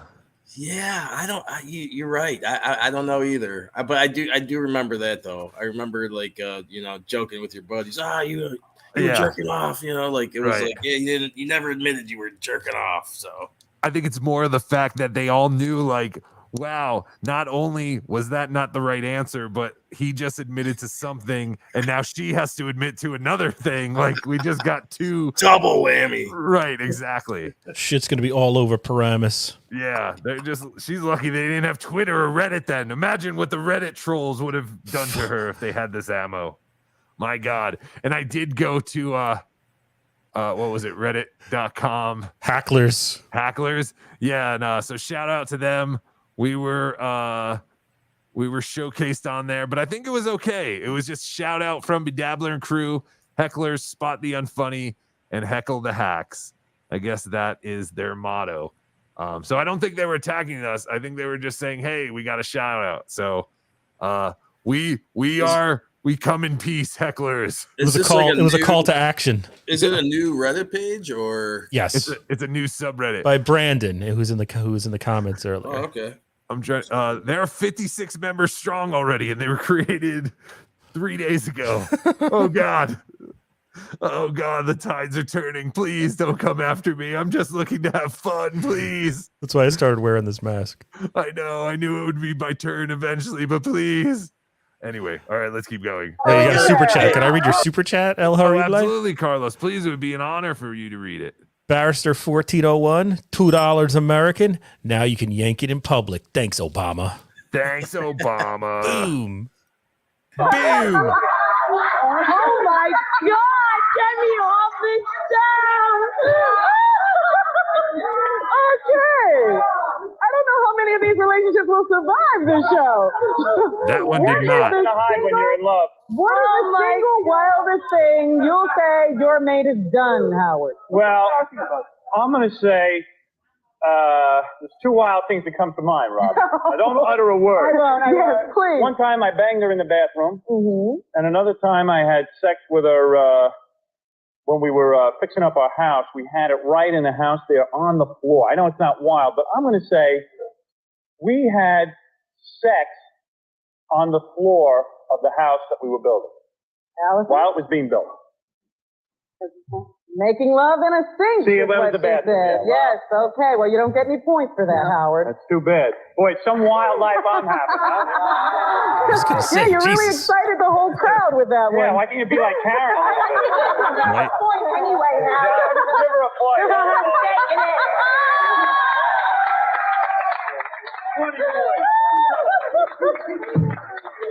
is the single wildest thing, Dan? Your wife will say she did. Didn't you masturbate in front of your wife, man? I don't think I can top Howard's. I would have to say on the Long Island Railroad. What happened on the Long Island Railroad? Let's say that oral sex on the Long Island Railroad. All right, Robin.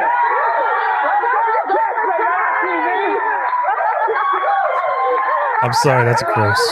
So I had to imagine that. Wait, why would they have written it on the card just to black it out? And wasn't the channel show? The channel show, Channel 9 show was taped. It wasn't actually performed live. That's right. Okay, never mind. Now, Robin, hey, was the conductor playing with himself? Yeah, Crow got that one. And Fred, what is the wildest thing? Oh, you're leaving now. You want that. What is the wildest thing she's ever done? There's a couple, but I'd probably say the wildest thing was on the beach in St. Bart's. On the beach in St. Bart's. Allison, what did you say? Slept with him on the first date. All right, Fred, way to go. Here is the bonus question. No, they've already written this down. What will your mate say is the most number of times you've made whoopee in one session? I would say 5. She said 5. You now have 50 points. All right. Okay. John's snorting the King of coke. Mars, you have Way to go, 30 John. points. Here's the 30-point question. What will your mate say is the most number of times you've made whoopee in one session? 3. Oh, that's too bad. Okay. Dan and Robin, what is the most number of times you've made whoopee in one session? The full 2. The full 2. They now have I fucking love Dan Foreman. Yeah, he's funny. He's the best. They used to goof on him a lot for his teeth. Like they goofed on him, Gary for his teeth and Dan Foreman for his teeth. Howard, you and Allison could tie for first place if you answer this question correctly. What will your mate say is the most number of times you've made whoopee in one session? No problem. 1. Making over the thing. There we go. Hey, Robin, I don't know what I'm cheering about. I'm pretty depressed. Here is your grand prize, an intensive 1-hour 6-counseling session with TV's one and only diminutive 6-yenta Dr. Ruth Westheimer. That's right, she's right here. Dr. Ruth, come on down. She looks a million here. Right. You know, and she is still alive. I did not know that. That's incredible. Oh, I didn't know that either. Me neither. I had to look it up. And hold on, I had to fix my mic. My mic is like fucked up. I need to get a new mic. Anyway, Talk to Ray DeVito. Why he needs a new For mic? yeah, sorry. Yeah, his microphone's like. Yeah, I was shocked. So first of all, the grand prize was you get an hour therapy session with Sex Yenta, Dr. What's her name again? Ruth? Is she Dr. Ruth? Yeah, Dr. Ruth, yeah. Yeah. Westenberg, Weisenberg? I can't remember her last name, but I can't remember Dr. either. Ruth. But yeah, and then wasn't she like I don't want to say she was a sniper, but didn't she like fight in World War II or something? I vaguely remember hearing stories. They had to be lies, though, right? That had to be marketing. I don't know. Anyway, You might be right. Yeah. She was born in Germany to a Jewish family. As the Nazis came to power, her parents sent the 10-year-old girl to school in Switzerland. But it doesn't say anything about her fighting or being. She did. She joined the. Forgive me if I mispronounce this. She joined the Haganah and was trained as a sniper, but never saw combat. Never saw combat. Okay, there you go. I knew there was something weird where like she was seriously wounded in action by an exploding shell during a mortar fire attack in Jerusalem. Wow, that's pretty insane. Well, hey, she one was time still alive. she was doing a in New York. I must have been 9th, 10th, 11th grade. She was doing a live telethon type thing. And it was like after school. It was at an odd time, like during a weekday. Right. And I called it up live, and she answered the phone. I could see myself on television. It was the old rotary phone. She answered the phone looking for a donation. And I just said, I masturbate. And I hung up on her. You monster. I am Dr. Remulak. That's hilarious. Yeah. So in hindsight, John's girlfriend embarrassed herself on TV for a chance to have an hour-long therapy session with Dr. Ruth. So, and that was it. And there was a tie at the end. So we watched the whole hour of that just for a tie. And that's it. That was it. Thank you all for sticking in there. Thank you, Carlos, for watching that with me. No, my pleasure. My pleasure. And it's not the best thing in the world, but I thought there were some interesting things in there, like everyone saying Gagia, John absolutely not knowing anything about his girlfriend at the time, and actually getting to see the girlfriend that we have heard about from Channel 9. So and it felt like you were watching their relationship just fall apart by the expressions on her face as it went on. It definitely was 100%. Yeah. Carlos, thank you so much for staying up late on a Friday night to hang out with OJ and myself. It was a pleasure as always. We have to do it more. Yeah, thank you for the invite, and again, my pleasure. I'm sorry, I'm a little drunk. Oh, no problem. What are you drinking? Did we want to Just save beer. it for maybe next show? But at the beginning of the show, people were, or maybe middle of the show, were asking about the hype train. Oh yeah, the hype train. All right. Are you gonna do it, OJ? That's easy for you to fucking throw out the reminder. You're not on camera. Are you gonna dance like an idiot for people? Exactly. A literal dancing monkey. That's how you want to end the stream. Pinky 2 minutes Loco's and 20. 2 hours and 20 minutes into it. All right. Let's get. Kinky Loco's asking for a roll call too. Oh, roll call. You can. We can do. How's one or Kinky the Loco other. awake?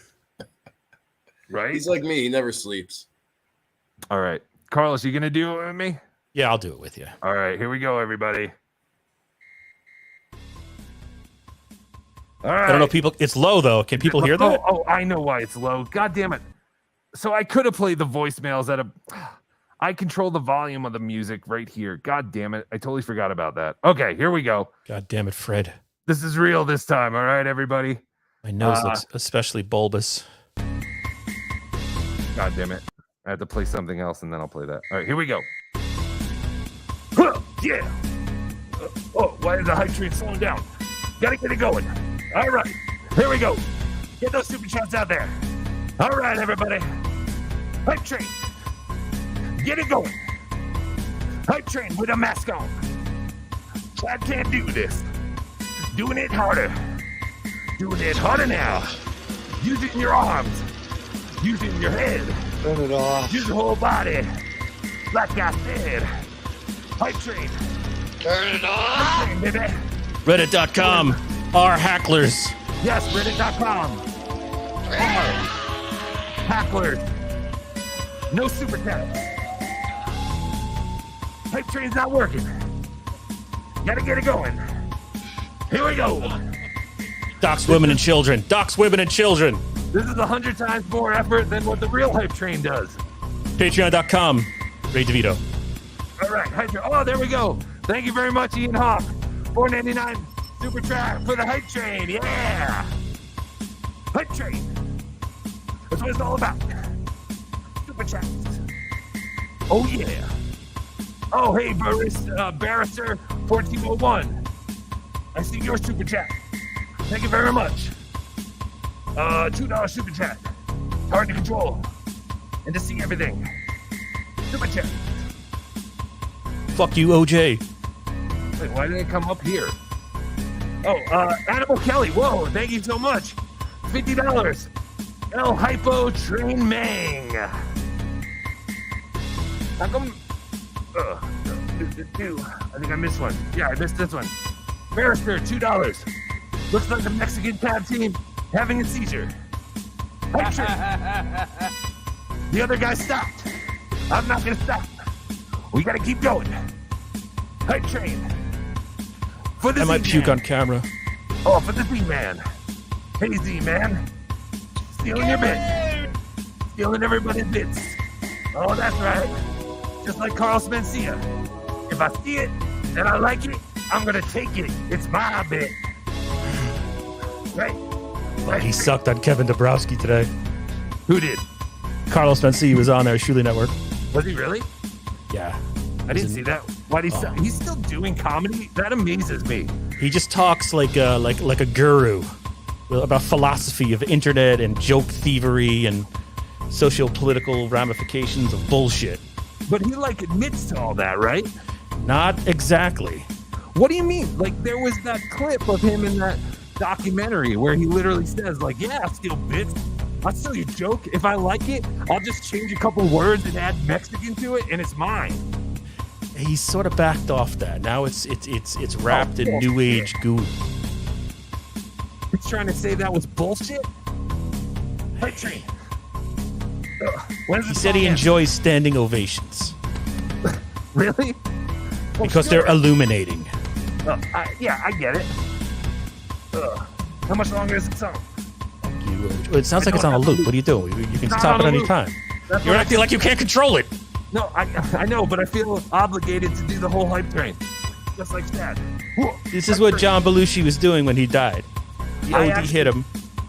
I actually go to the gym, though, so I have a little bit of, stamina, I guess. God damn it, this song just keeps going. Implying that I don't? No, well, maybe. Yeah. Our numbers are going up thanks to the hype train. I'm masturbating. Hype train.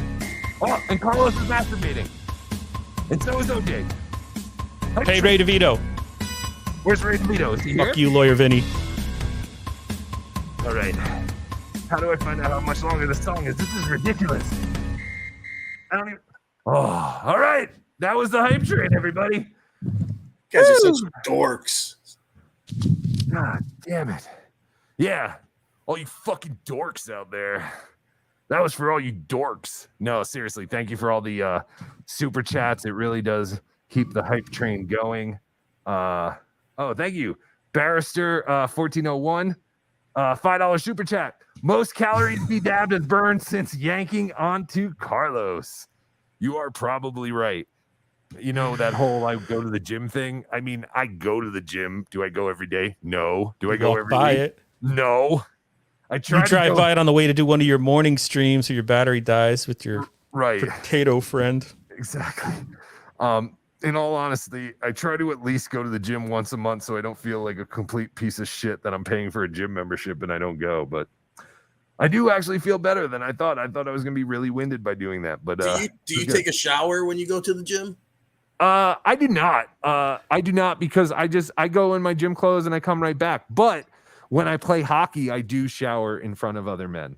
Do you use a towel to dry yourself off? Don't do it, Or do OJ. you use paper towels? What? Carlos, what kind of monster are you? What are we talking about? He's stealing bits from Ray DeVito. I'm not stealing bits. I'm just stating a fact. From what I understand, is Ray DeVito does not use towels. He takes a shower at the gym and uses paper towels to dry himself. What the fuck? Why?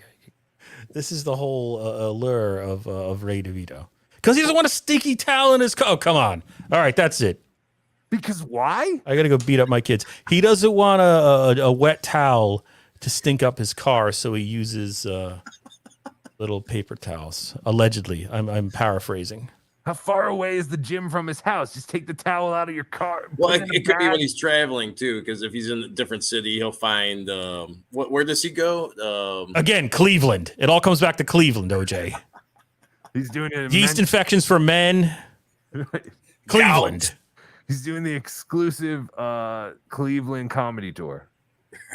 Well, that's insane. So he gets out of the shower. Does he wear a bathing suit too? He's probably watching this. He's asking me if I want to come on Sunday at noon. So you're ask him if he wants to come on now and answer these allegations of using toilet paper to dry. What time is it? He sent this at 12:12. It's 12:30 right now. Wait, so he gets out of the shower, dripping wet, balls naked, and then goes and pulls paper towels out of the thing and dries himself? Well, he brings with him, like the refills, the round brown paper refills that go in those containers, I believe. Yeah, like that. He carries that with him. He has one of those, I think. I don't know. I don't want to speak for Ray. Like the roll of paper towels that they use to wipe down the machines. I've never been to a gym, but yeah, I mean, I worked as a janitor. It's the replacement ones. I believe that. So the paper, fuck yourself, the kind of paper. So you're saying the kind of paper towels that have absolutely no absorption power at all. Like it's basically like wiping with a piece of like a cat tongue. It's like wiping. It's like trying to dry yourself with this paper, right? Yes. Okay.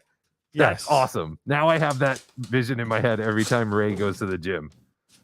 That's wonderful. Well, Ray DeVito, I don't know why you're doing that necessarily, but I support you in your endeavors. And that's fascinating. Completely fascinating. I love that man, and I need to get him on my show, but he's so hard to get. The elusive Ray DeVito, the blood shark. But yeah, we'll have him on soon, and we'll definitely have you on with him, Carlos, since you're his caretaker or whatever. Yeah, I think Carlos should be with him on every show that he does, whether it's on 100%. Ray's YouTube channel or the Shuli Network. I think Ray DeVito, if you are listening, you should have Carlos Danger as your co-host. He needs to steer the ship, as they say in the radio business.